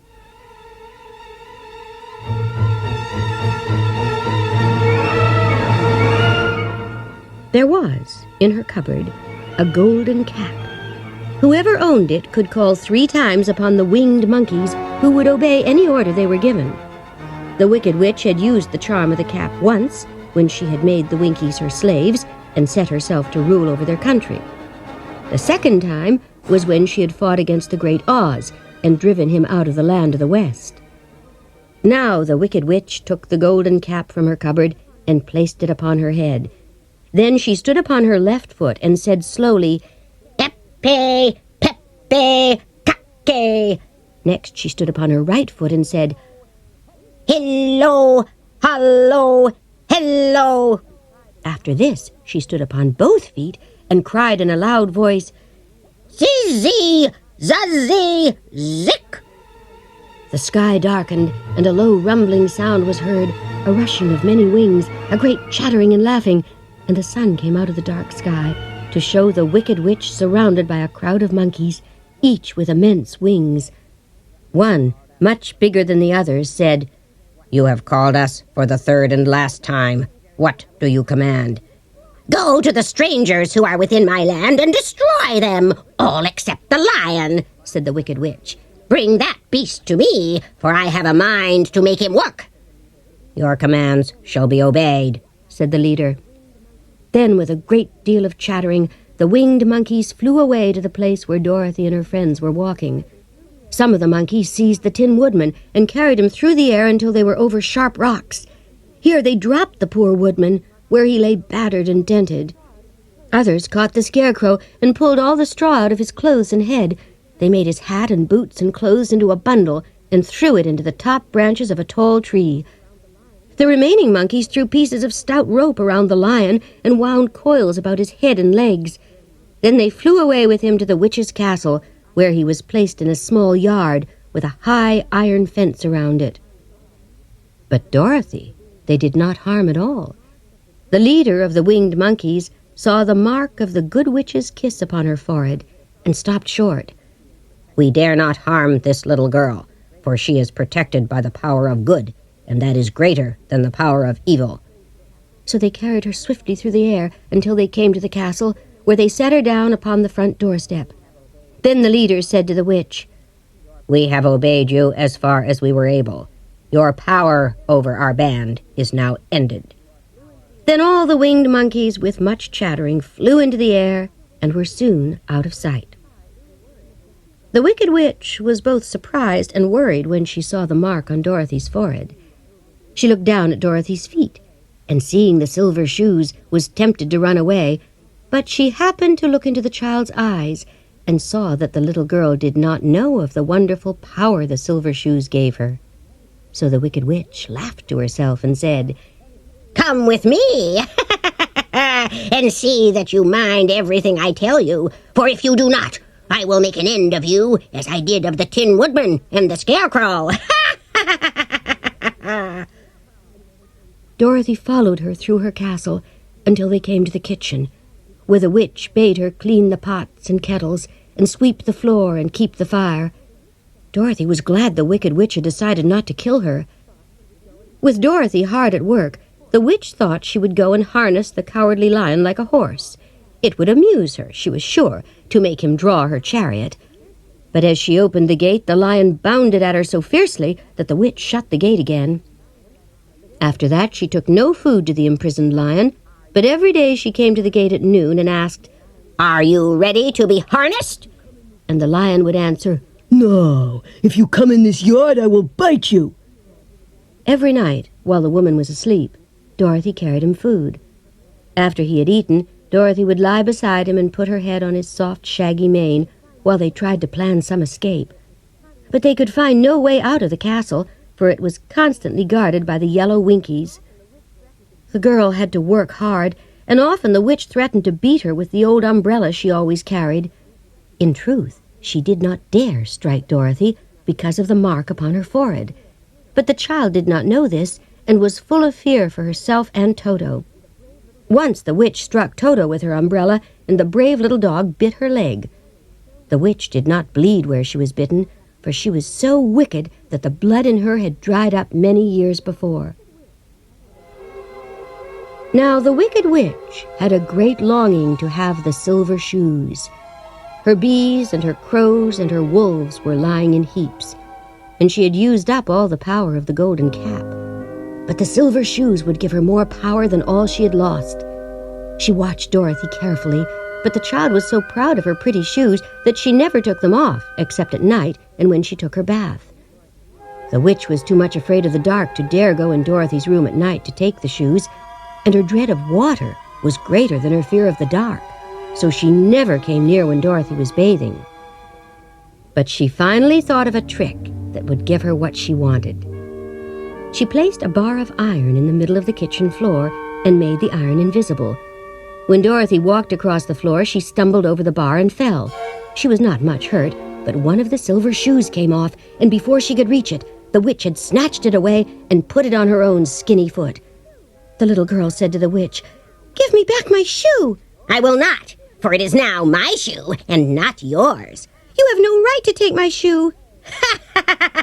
"I shall keep it just the same," said the witch, "and someday I shall get the other one from you." This made Dorothy so angry that she picked up the bucket of water that stood near and dashed it over the witch, wetting her from head to foot. Instantly the wicked woman gave a loud cry of fear and began to shrink. "See what you have done!" she screamed. "In a minute I shall melt away!" "I'm very sorry indeed," said Dorothy, who was truly frightened to see the witch actually melting away like brown sugar before her very eyes. "Didn't you know water would be the end of me?" asked the witch in a wailing, despairing voice. "Of course not," answered Dorothy. "How should I?" "Well, I never thought a little girl like you would be able to end my wicked deeds. Look out! Here I go!" With these words, the witch fell down in a brown, melted, shapeless mass and began to spread over the clean boards of the kitchen floor. Dorothy drew another bucket of water and threw it over the mess. She then swept it all out the door. After picking out the silver shoe, she cleaned it and put it on her foot again.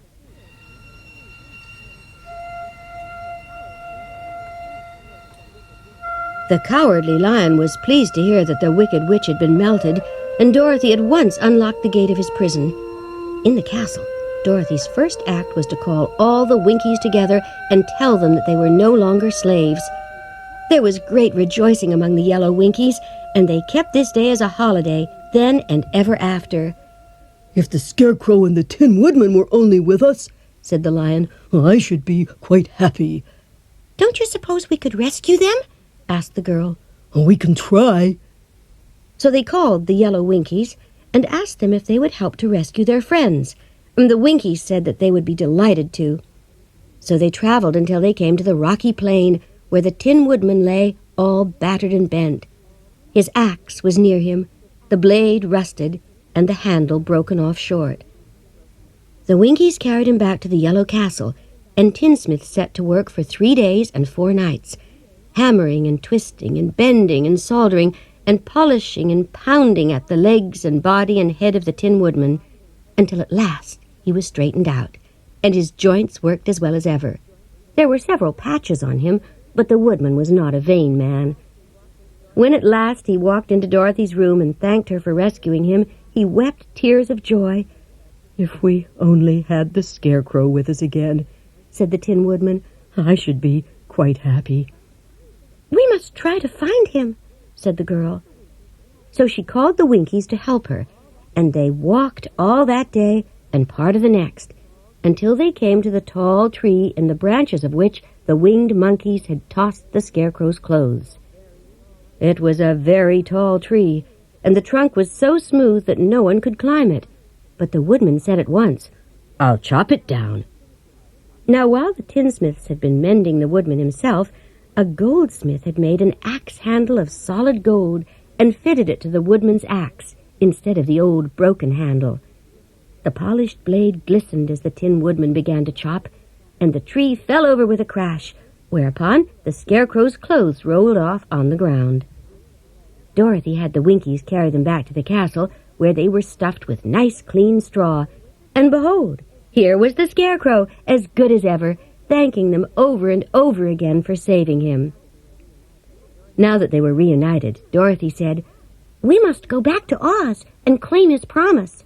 "Yes," said the Woodman, "at last I shall get my heart." "And I shall get my brains," added the Scarecrow joyfully. "And I shall get my courage," said the Lion thoughtfully. "And I shall get back to Kansas," cried Dorothy, clapping her hands. The next day they called the Winkies together and bade them goodbye. The Winkies were sorry to have them go, and they had grown so fond of the Tin Woodman that they begged him to stay and rule over them in the yellow land of the West. But, determined to go, each of the travelers made the Winkies a pretty speech and shook hands with them until their arms ached. Dorothy went to the witch's cupboard to fill her basket with food for the journey, and there she saw the golden cap. She tried it on and made up her mind to wear it and carry her sunbonnet in the basket. Then they all started for the Emerald City, and the Winkies gave them 3 cheers.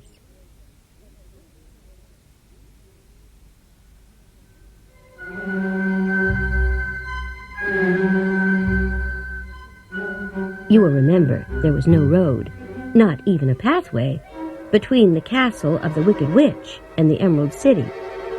When the 4 travelers went in search of the witch, she had sent the winged monkeys to bring them to her. It was much harder to find their way back than it was being carried. They knew they must go straight east, toward the rising sun, but at noon, when the sun was over their heads, they did not know which was east and which was west. They kept on walking, however, and at night they lay down among the sweet-smelling yellow flowers and slept soundly, all but the Scarecrow and the Tin Woodman. The next morning the sun was behind a cloud, but they started as if they were quite sure which way they were going. "If we walk far enough," said Dorothy, "I am sure we shall sometime come to some place." But day by day passed, and they still saw nothing but yellow fields. The Scarecrow began to grumble a bit, and the Tin Woodman and the Cowardly Lion. Then Dorothy lost heart. She sat down on the grass and looked at her companions, and they sat and looked at her, and Toto found that for the first time in his life he was too tired to chase a butterfly that flew past his head. So he put out his tongue and panted, and looked at Dorothy as if to ask what they should do next. "Suppose we call the field mice," she suggested. Dorothy blew the little whistle she had always carried about her neck since the Queen of the Mice had given it to her. In a few minutes they heard the pattering of tiny feet, and small gray mice came running up, among them the Queen herself, who asked, "What can I do for my friends?" "We have lost our way," said Dorothy. Can you tell us where the Emerald City is?" "Certainly," answered the Queen, "but it is a great way off." Then she noticed Dorothy's golden cap. "Why don't you use the charm of the cap and call the winged monkeys? They will carry you to the City of Oz in less than an hour." "I didn't know there was a charm," answered Dorothy.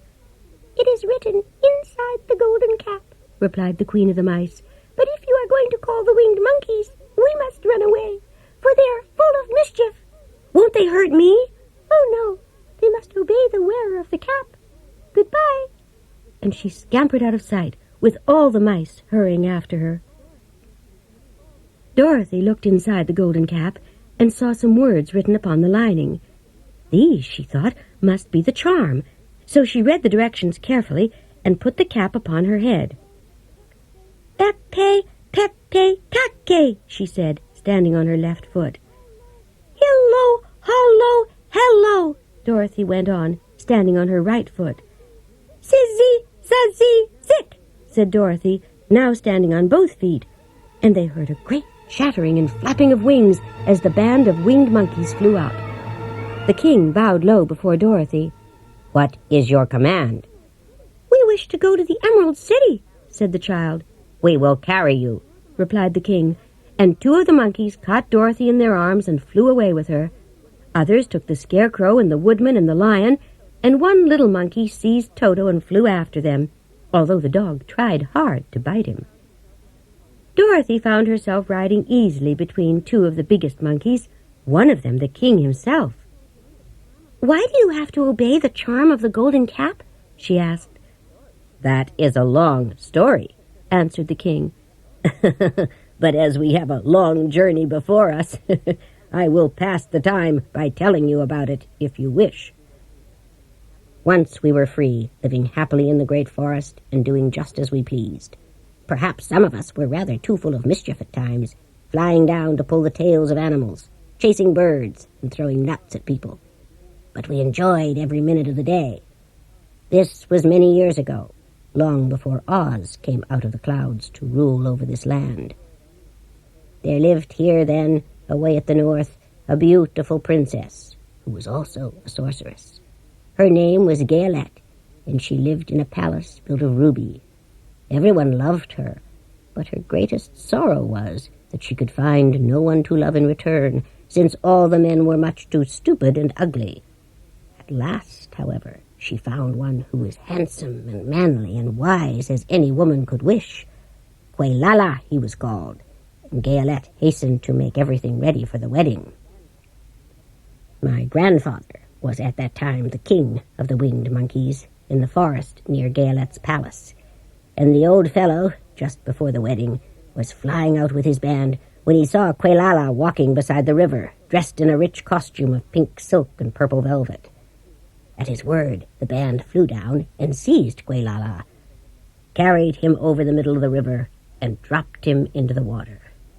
Quaylala laughed when he swam into shore, but Cassette found his silks and velvet all ruined by the river, and she knew, of course, who did it. She had all the winged monkeys brought before her, and she said at first that their wings should be tied and they should be dropped in the river. But the monkeys would drown in the river with their wings tied, and Quaylala said a kind word for them, so that Cassette finally spared them, on condition that the winged monkey should ever after do 3 times the bidding of the owner of the golden cap. This cap had been made for a wedding present to Quaylala, and it is said to have cost the princess half her kingdom. Of course, all the monkeys at once agreed to the condition. Quaylala, being the first owner of the golden cap, he ordered us always to keep where she could never set eyes on a winged monkey, which we were glad to do. This was all we ever had to do until the golden cap fell into the hands of the Wicked Witch of the West. Now you have the right to lay your wishes upon us. As the Monkey King finished his story, Dorothy looked down and saw the green, shining walls of the Emerald City. The strange creatures set the travelers down carefully before the gate of the city. The king bowed low to Dorothy and then flew swiftly away, followed by all his band. "That was a good ride," said the little girl.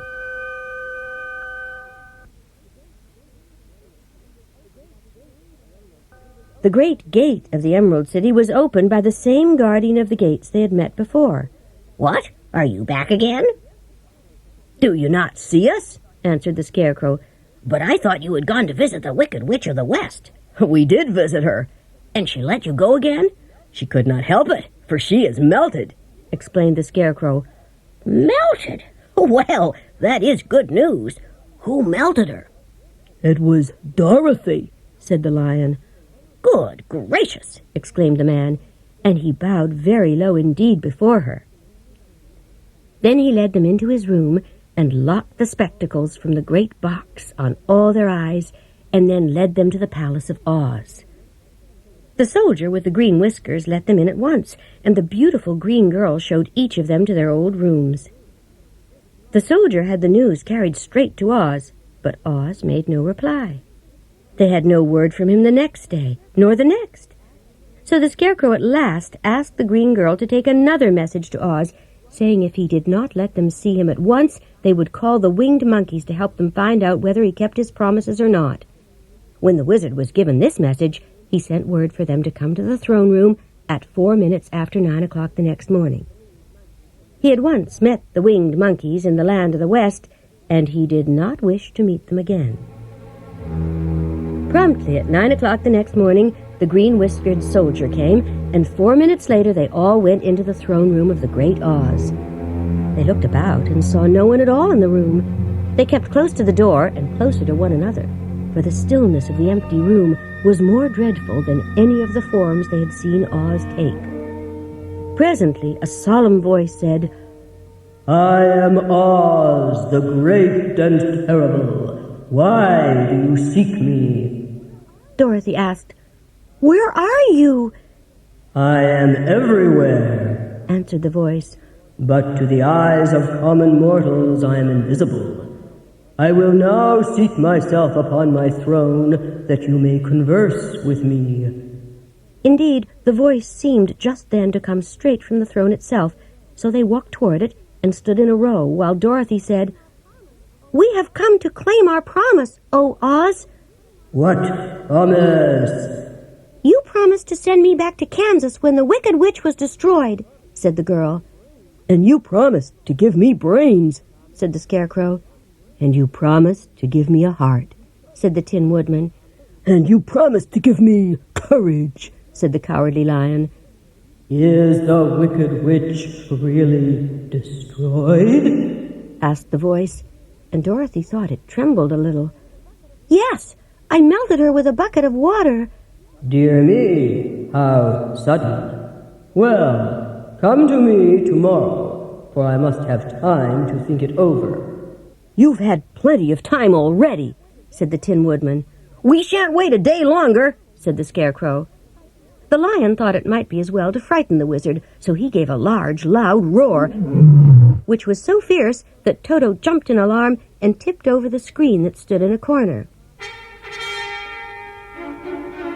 Standing in the spot the screen had hidden, a little old man with a bald head and a wrinkled face seemed to be as much surprised as they were. The Tin Woodman cried out, "Who are you?"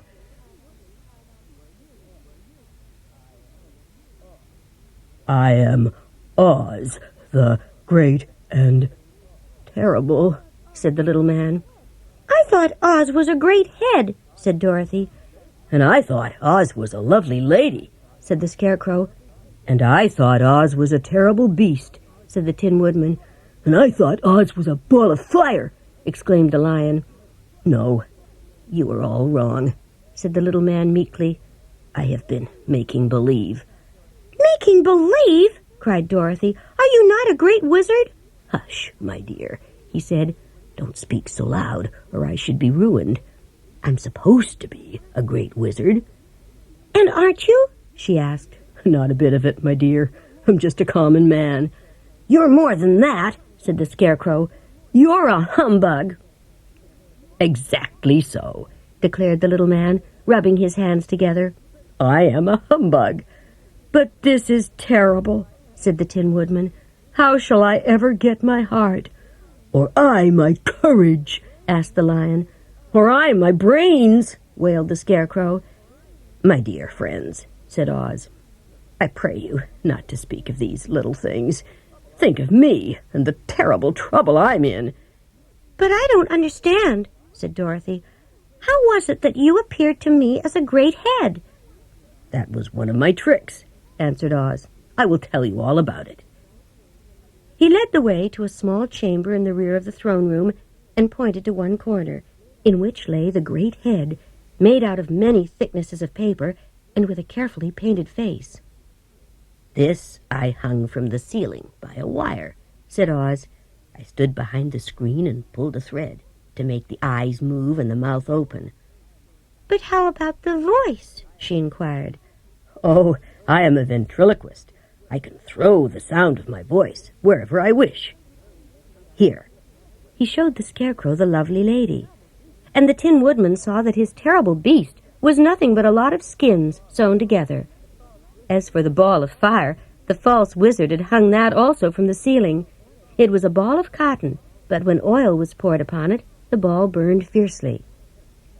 "Sit down, please, and I will tell you my story.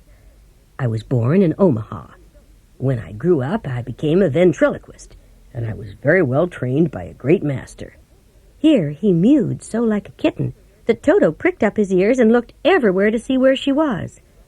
"After a time," continued Oz, "I tired of that and became a balloonist." "What is that?" asked Dorothy. "A man who goes up in a balloon on circus day so as to draw a crowd of people together and get them to pay to see the circus." "Oh," she said, "I know." "Well, one day I went up in a balloon, and the ropes got twisted so that I couldn't come down again. It went way up above the clouds, so far that a current of air carried it many, many miles away.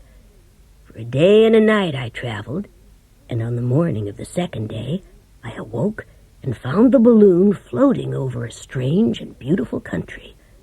It came down gradually, and I found myself in the midst of a strange people who, seeing me come from the clouds, thought I was a great wizard. Just to amuse myself, I ordered them to build this city. Then I thought, as the country was so green and beautiful, I would call it the Emerald City.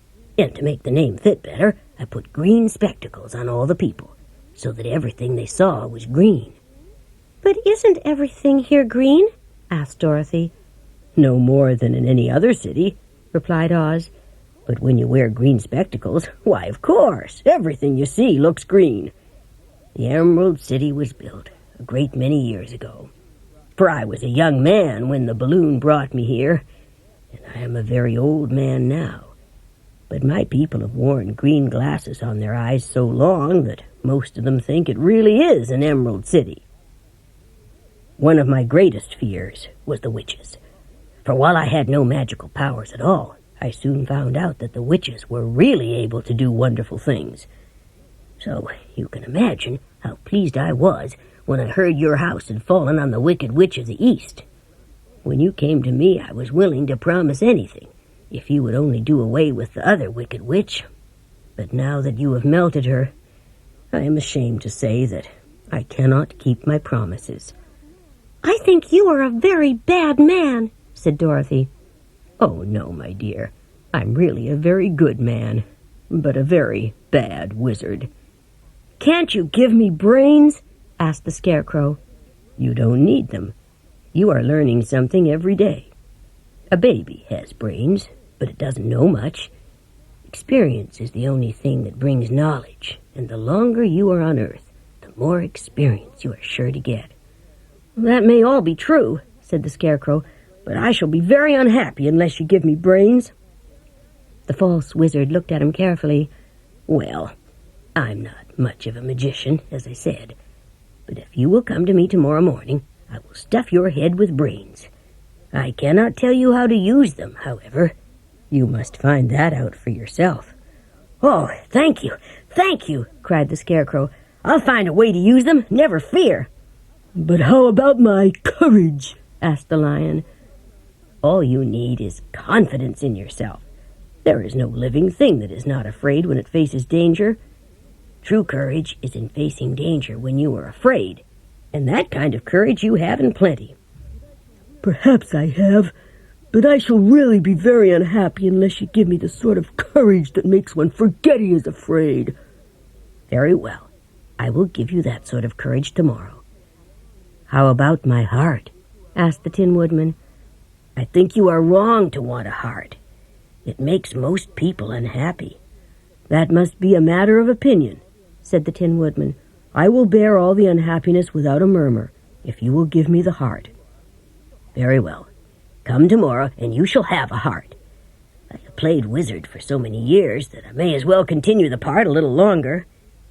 "And now," said Dorothy, "how am I to get back to Kansas?" "We shall have to think about that," replied the little man. "Give me 2 or 3 days to consider the matter. There is only one thing I ask in return for my help, such as it is. You must keep my secret and tell no one I am a humbug." They agreed and went back to their rooms in high spirits. Even Dorothy had hoped that the great and terrible humbug, as she called him, would find a way to send her back to Kansas.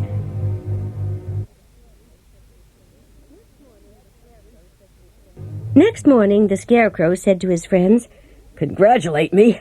I am going to get my brains at last. When I return, I shall be as other men are." "I have always liked you as you were," said Dorothy. "It is kind of you to like a scarecrow," he replied, "but you will think more of me when you hear the splendid thoughts my new brain is going to turn out." Then he went to the throne room and found the little man sitting down by the window in deep thought. "I have come for my brains," remarked the Scarecrow a little uneasily. "Oh, yes. Sit down in that chair, please. You must excuse me for taking your head off." "That's all right," said the Scarecrow, "as long as it will be a better one when you put it on again." So the wizard unfastened his head and emptied out the straw. Then he entered the back room and took a measure of bran, which he mixed with pins and needles. He filled the top of the Scarecrow's head with the mixture and stuffed the rest of the space with straw to hold it in place. When he had fastened the Scarecrow's head on his body again, he said, "I have given you brand new brains."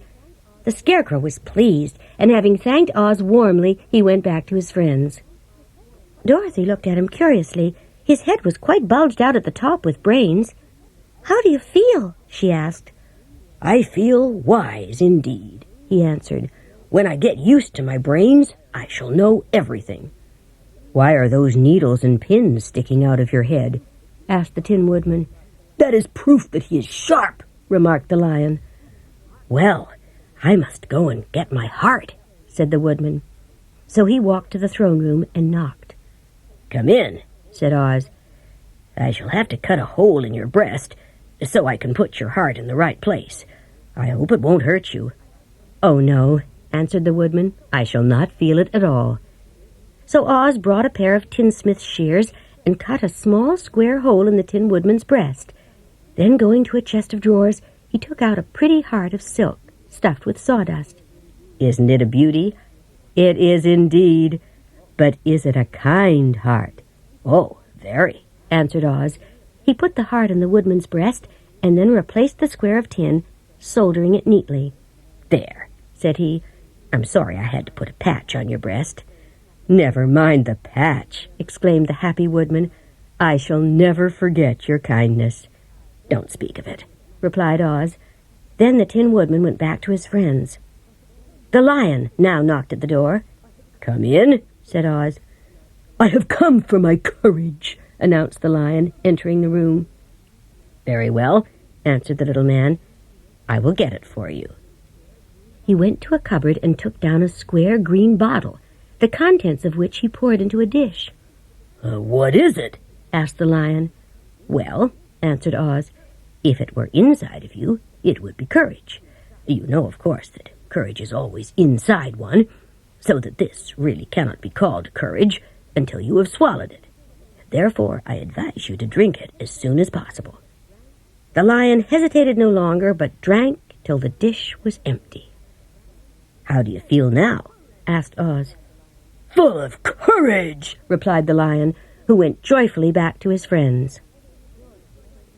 For 3 days, Dorothy heard nothing from Oz, although her friends were all quite happy.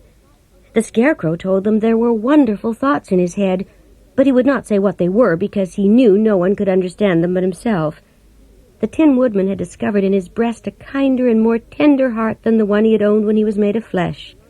The Lion declared he was afraid of nothing on earth. On the 4th day, Oz sent for her and greeted her pleasantly. "Sit down, my dear. I think I have found the way to get you out of this country." "And back to Kansas?" she asked eagerly. "Well, I'm not sure about Kansas," said Oz, "for I haven't the faintest notion which way it lies. But I'll tell you what I think. You see, when I came to this country, it was in a balloon. You also came through the air, being carried by a cyclone. Now, it is quite beyond my powers to make a cyclone, but I believe I can make a balloon. There is no gas to fill the balloon with, but there is another way to make it float, which is to fill it with hot air, though hot air isn't as good as gas. For if the air should get cold, the balloon would come down in the desert, and we should be lost." "We?" exclaimed the girl. "Are you going with me?"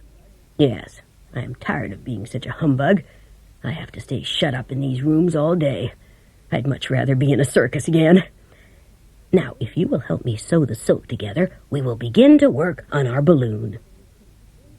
So Dorothy took a needle and thread, and as fast as Oz cut the strips of silk into proper shape, the girls sewed them neatly together.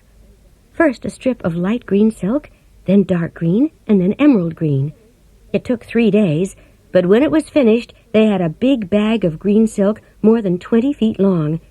Then Oz painted it on the inside with a coat of thin glue to make it airtight, and sent the soldier with the green whiskers for a big clothes basket, which he fastened with ropes to the bottom of the balloon. When it was all ready, Oz sent word to his people that he was going to make a visit to a great brother wizard who lived in the clouds. The news spread rapidly, and everyone came to see. In front of the palace, the Tin Woodman had chopped a big pile of wood. Now he made a fire of it, and Oz held the bottom of the balloon over the fire. Gradually the balloon swelled out and rose into the air until finally the basket just touched the ground. Then Oz got into the basket and said to all the people, "While I am gone, the Scarecrow will rule over you. I command you to obey him as you would me." The balloon was by this time tugging hard at the rope that held it to the ground, for the air within it was hot, and this made it much lighter in weight than the air without. "Dorothy!" cried the wizard. "Hurry up!" Toto had run into the crowd to bark at a kitten, and Dorothy at last found him. She picked him up and ran towards the balloon. She was within a few steps of it when crack went the ropes, and the balloon rose into the air. "Come back!" she screamed. "I can't, my dear," called Oz. "Goodbye!" "Goodbye!" shouted everyone. And that was the last any of them ever saw of Oz, the wonderful wizard, though he may have reached Omaha safely and be there now, for all we know.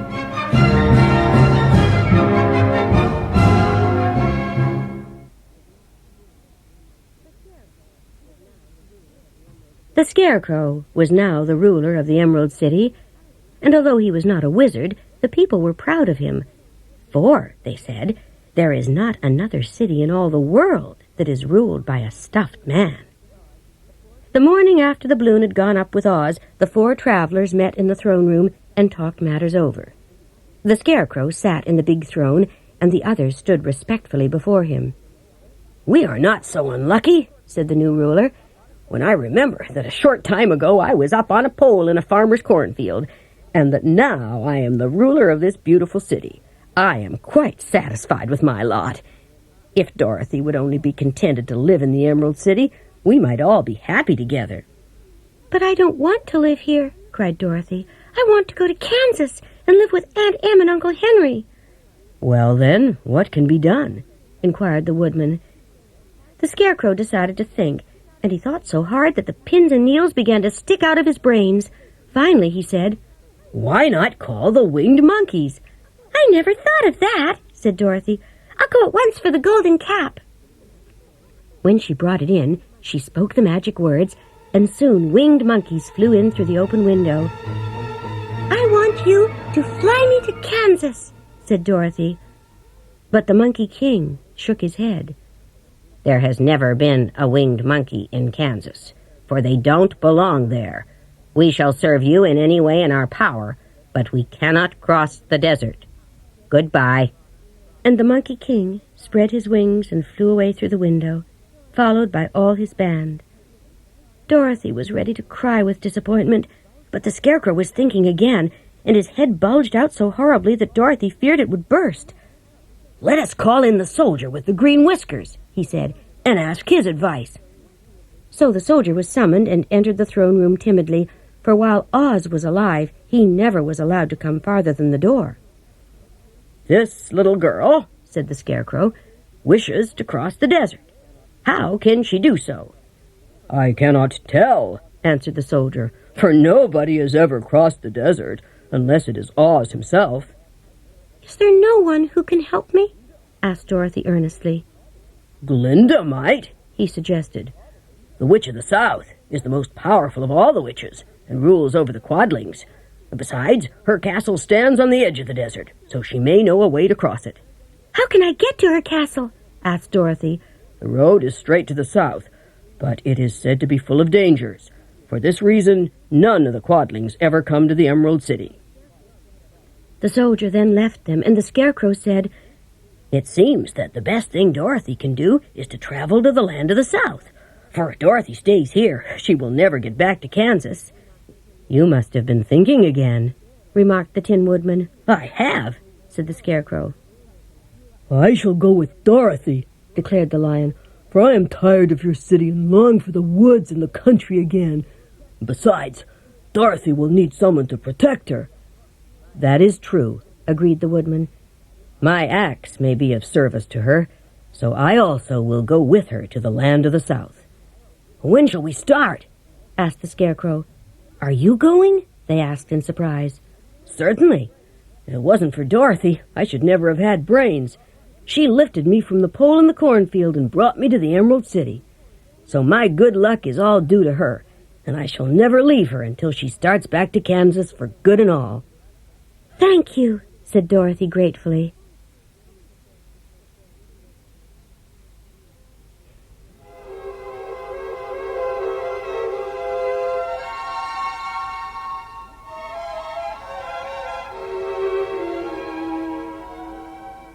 The next morning, when the guardian of the gate saw them again, he wondered greatly that they could leave the beautiful city to get into new trouble, but he at once unlocked their spectacles, which he put back into the green box.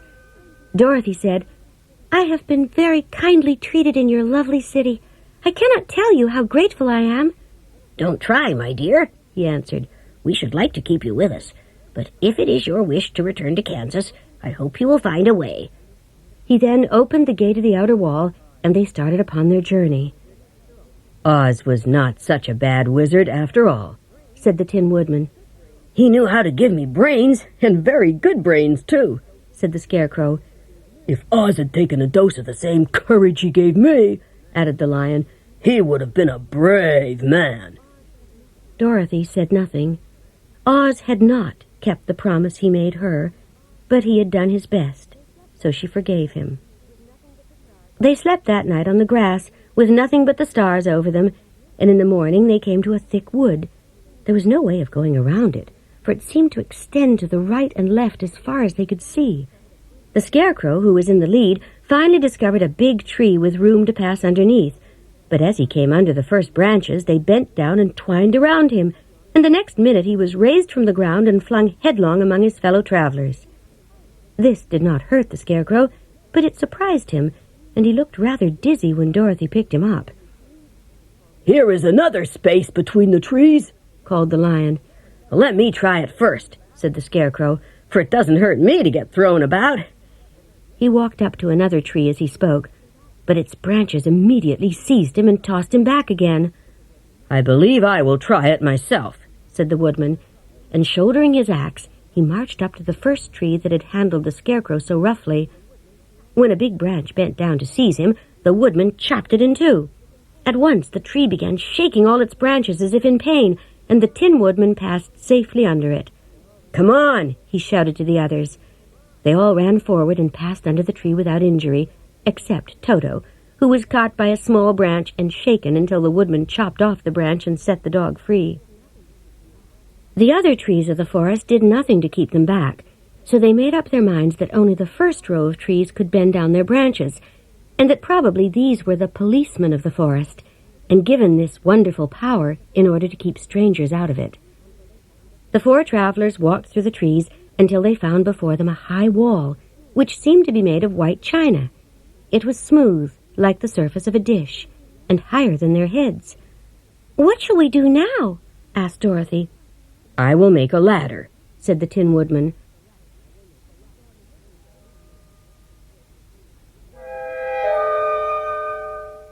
While the woodman was making a ladder from wood which he found in the forest, Dorothy lay down and slept. The lion also curled himself up to sleep, and Toto lay beside him. The Scarecrow watched the woodman while he worked. "I cannot think why this wall is here, nor what it is made of." "Rest your brains and do not worry about the wall," replied the woodman. After a time, the Scarecrow waked Dorothy and the lion and Toto and told them the ladder was ready. The Scarecrow climbed up first, but Dorothy had to follow close behind and keep him from falling off. When he got his head over the top of the wall, the Scarecrow said, "Oh, my!" and sat down on the top of the wall, and Dorothy put her head over and cried, "Oh, my!" just as the Scarecrow had done. Then Toto came up and began to bark, but Dorothy made him be still. The lion climbed up next, and the Tin Woodman last. When they were all sitting in a row on the top of the wall, they looked down and saw a great stretch of country, as smooth and shining and white as the bottom of a big platter. Scattered around were houses made of china and painted in the brightest colors.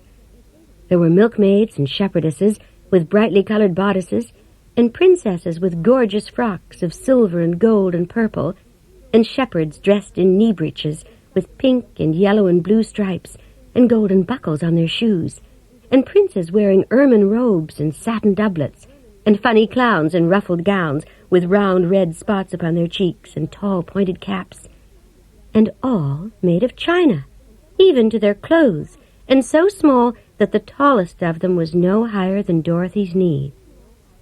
"How shall we get down?" asked Dorothy. They found the ladder so heavy they could not pull it up, so the Scarecrow fell off the wall, and the others jumped down upon him so that the hard floor would not hurt their feet. Of course, they took pains not to light on his head and get pins in their feet. When all were safely down, they picked up the Scarecrow, whose body was quite flattened out, and patted his straw into shape again. "We must cross this strange place," said Dorothy, "for it would be unwise for us to go any other way except due south." The first thing they came to was a china milkmaid milking a china cow. As they drew near, the cow suddenly kicked over the stool, the pail, and even the milkmaid herself, and all fell on the china ground with a great clatter. The cow had broken her leg off, and the pail was lying in several small pieces, while the poor milkmaid had a nick in her left elbow. "There," cried the milkmaid, "my cow has broken her leg, and I must have it glued on again. What do you mean by coming here and frightening my cow?" "I'm very sorry," returned Dorothy. But the pretty milkmaid was much too vexed to make any answer. She picked up the leg sulkily and led her cow away, the poor animal limping on 3 legs.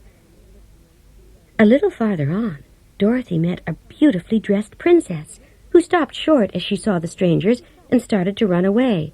Dorothy wanted to see more of the princess, so she ran after her, but the china girl cried out, "Don't chase me! Don't chase me!" Dorothy stopped. "Why not?" "Because," answered the princess, also stopping, "if I run, I may fall down and break myself." "But could you not be mended?" "Oh, yes, but one is never so pretty after being mended, you know," replied the princess. "I suppose not," said Dorothy. "Now there is Mr. Joker, one of our clowns," continued the china lady, "who is always trying to stand upon his head. He has broken himself so often that he is mended in 100 places and doesn't look at all pretty." The clown put his hands in his pockets, and after puffing out his cheeks and nodding his head at them saucily, he said, "My lady fair, why do you stare at poor old Mr. Joker?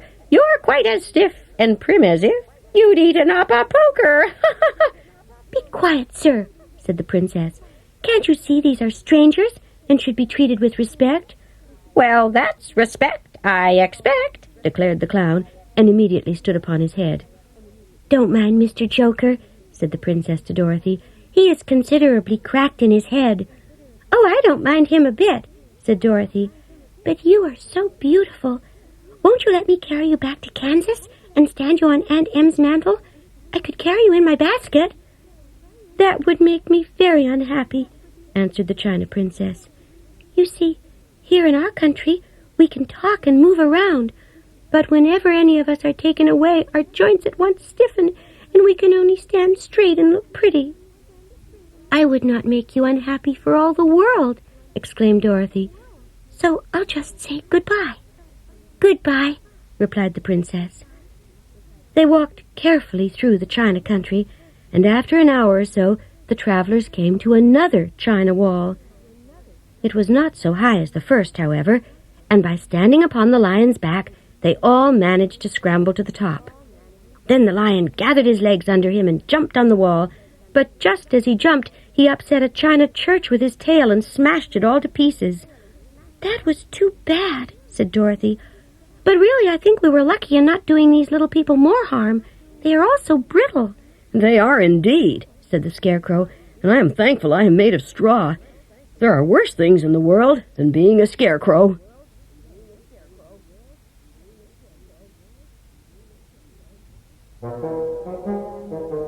Climbing down from the China wall, the travelers found themselves in another forest, where the trees were bigger than any they had ever seen. "This forest is perfectly delightful," declared the lion. "It seems gloomy," said the Scarecrow. "Not a bit of it," answered the lion. "I should like to live here all my life. See how soft the dried leaves are under your feet, and how rich and green the moss is that clings to these old trees. Oh, surely no wild beast could wish a pleasanter home." They walked through the forest until it became too dark to go any farther. Dorothy and Toto and the lion lay down to sleep, while the woodman and the Scarecrow kept watch over them as usual. When morning came, before they had gone far, they heard a low rumble, but they kept along the path until they came to an opening in the wood, in which were gathered hundreds of beasts of every variety. For a moment Dorothy was afraid, but the lion explained that the animals were holding a meeting. As he spoke, several of the beasts caught sight of him, and at once the great assemblage hushed as if by magic. The biggest of the tigers came up to the lion and bowed, saying, "Welcome, O King of Beasts." "What is your trouble?" asked the lion quietly. "We are all threatened," answered the tiger, "by a most tremendous monster, like a spider with a body as big as an elephant and legs as long as a tree trunk. It has 8 legs, and as the monster crawls through the forest, he seizes an animal with a leg and drags it to his mouth, where he eats it as a spider does a fly." The lion thought for a moment. "Are there any other lions in this forest?" he asked. "No, there were some, but the monster has eaten them all. If I put an end to your enemy, will you obey me as king of the forest?" "Gladly," returned the tiger, and all the other beasts roared, "We will!" "Where is this great spider of yours now?" asked the lion. "Yonder, among the oak trees." The great spider was asleep when the lion found him. It had sharp teeth a foot long, but its head was joined to the pudgy body by a neck as slender as a wasp's waist. As he knew it was easier to fight it asleep than awake, he gave a great spring and landed directly upon the monster's back. Then, with one blow of his paw, he knocked the spider's head from its body. Jumping down, he watched it until the long legs stopped wiggling. The lion went back to the opening where the beasts of the forest were waiting for him and said proudly, "You need fear your enemy no longer." Then the beasts bowed down to the lion as their king, and he promised to come back and rule over them as soon as Dorothy was safely on her way to Kansas.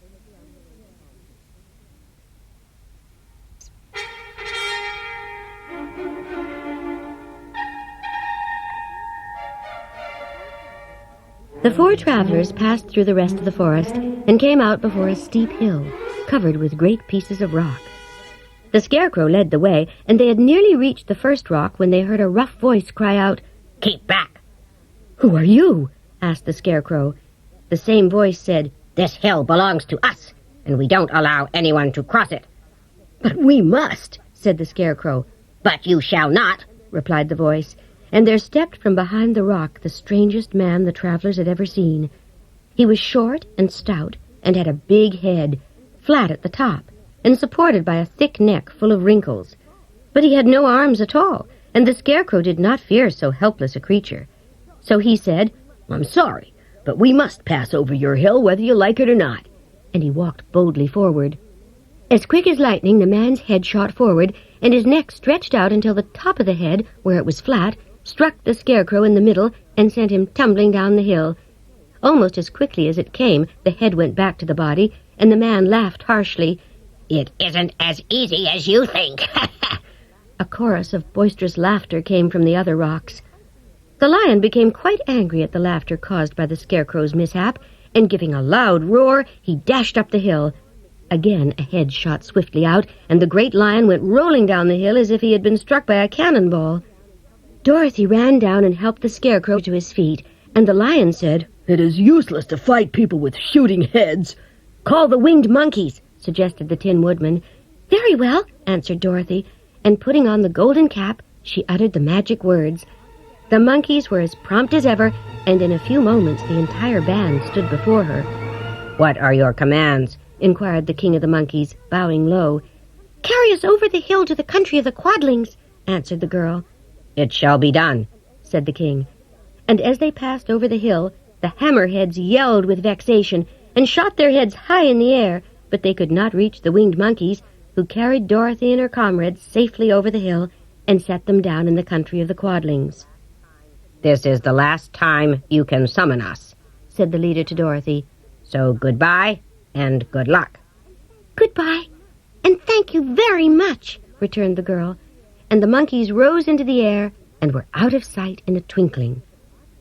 The country of the Quadlings seemed rich and happy. The fences and houses and bridges were painted red, and the Quadlings themselves, who were short and chubby and good-natured, were dressed all in red. They walked by the fields and across the pretty bridges until they saw before them a beautiful castle. Before the gates were 3 girls, dressed in red uniforms trimmed with gold braid, and as Dorothy approached, one of them said to her, "Why have you come to the South Country?" "To see the good witch who rules here," she answered. "Will you take me to her?" "Let me have your name, and I will ask Glinda if she will receive you." They told who they were, and the girl soldier went into the castle.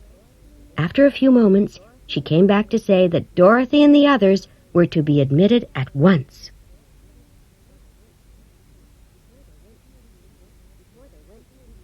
Before they went to see Glinda, they were taken to a room where Dorothy washed her face and combed her hair, and the lion shook the dust out of his mane, and the Scarecrow patted himself into his best shape, and the Woodman polished his tin and oiled his joints. When they were all quite presentable, they followed the soldier girl into a big room, where the witch, Glinda, sat upon a throne of rubies. Her hair was a rich red in color, and fell in flowing ringlets over her shoulders. Her dress was pure white, but her eyes were blue, and they looked kindly. "What can I do for you, my child?" she asked. Dorothy told the witch all her story. "My greatest wish now," she added, "is to get back to Kansas, for Aunt Em will surely think something dreadful has happened to me, and that will make her put on mourning, and unless the crops are better this year than they were last, I'm sure Uncle Henry cannot afford it." Glinda leaned forward. "I am sure I can tell you of a way to get back to Kansas." Then she added, "But if I do, you must give me the golden cap." "Willingly!" exclaimed Dorothy, and gave her the golden cap. And the witch said to the Scarecrow, "What will you do when Dorothy has left us?" "I will return to the Emerald City. The only thing that worries me is how to cross the Hill of the Hammerheads." "I shall command the winged monkeys to carry you to the Emerald City," said Glinda, "for it would be a shame to deprive the people of so wonderful a ruler." "Am I really wonderful?" "You are unusual." Turning to the Tin Woodman, she asked, "What will become of you when Dorothy leaves this country?" He leaned on his axe and thought a moment. The Winkies wanted me to rule over them after the Wicked Witch died.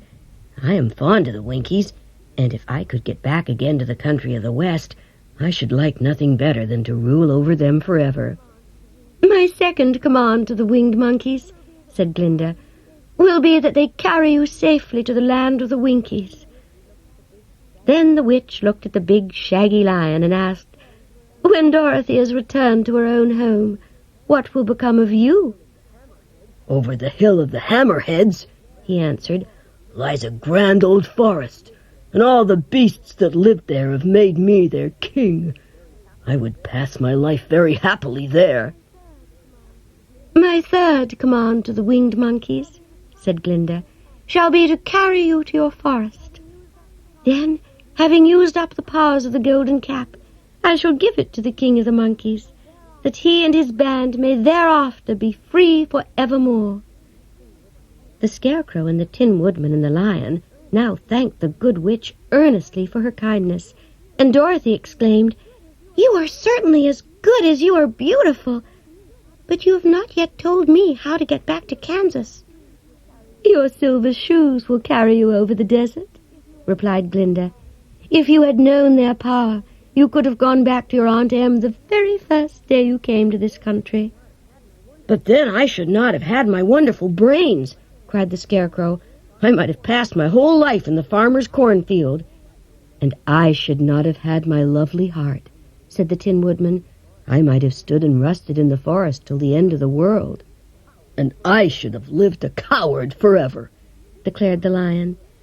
"This is all true," said Dorothy, "and I am glad I was of use to these good friends.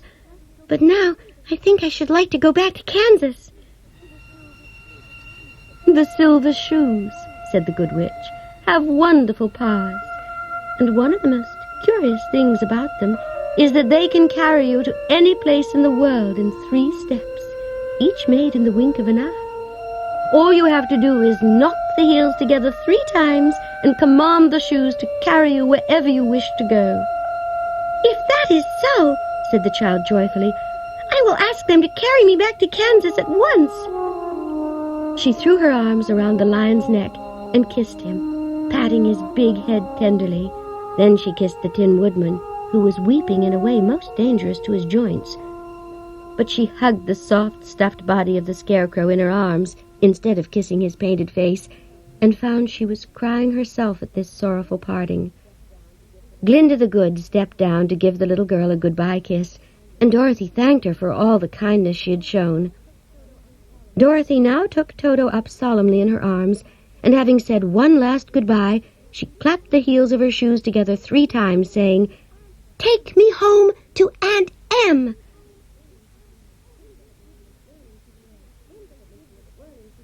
Instantly she was whirling through the air, so swiftly that all she could see or feel was the wind whistling past her ears. The silver shoes took but 3 steps, and then she stopped so suddenly that she rolled over upon the grass several times before she knew where she was.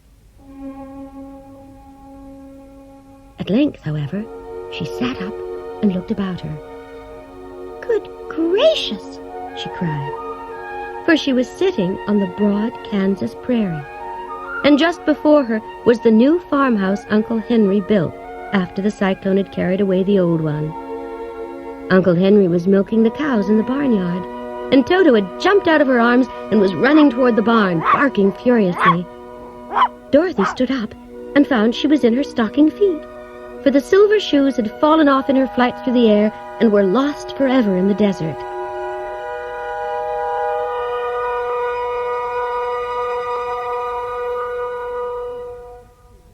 Aunt Em had just come out of the house to water the cabbages when she looked up and saw Dorothy running toward her.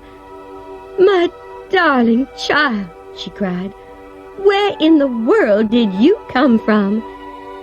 "From the land of Oz," said Dorothy gravely. "And here is Toto, too. And oh, Aunt Em, I'm so glad to be at home again."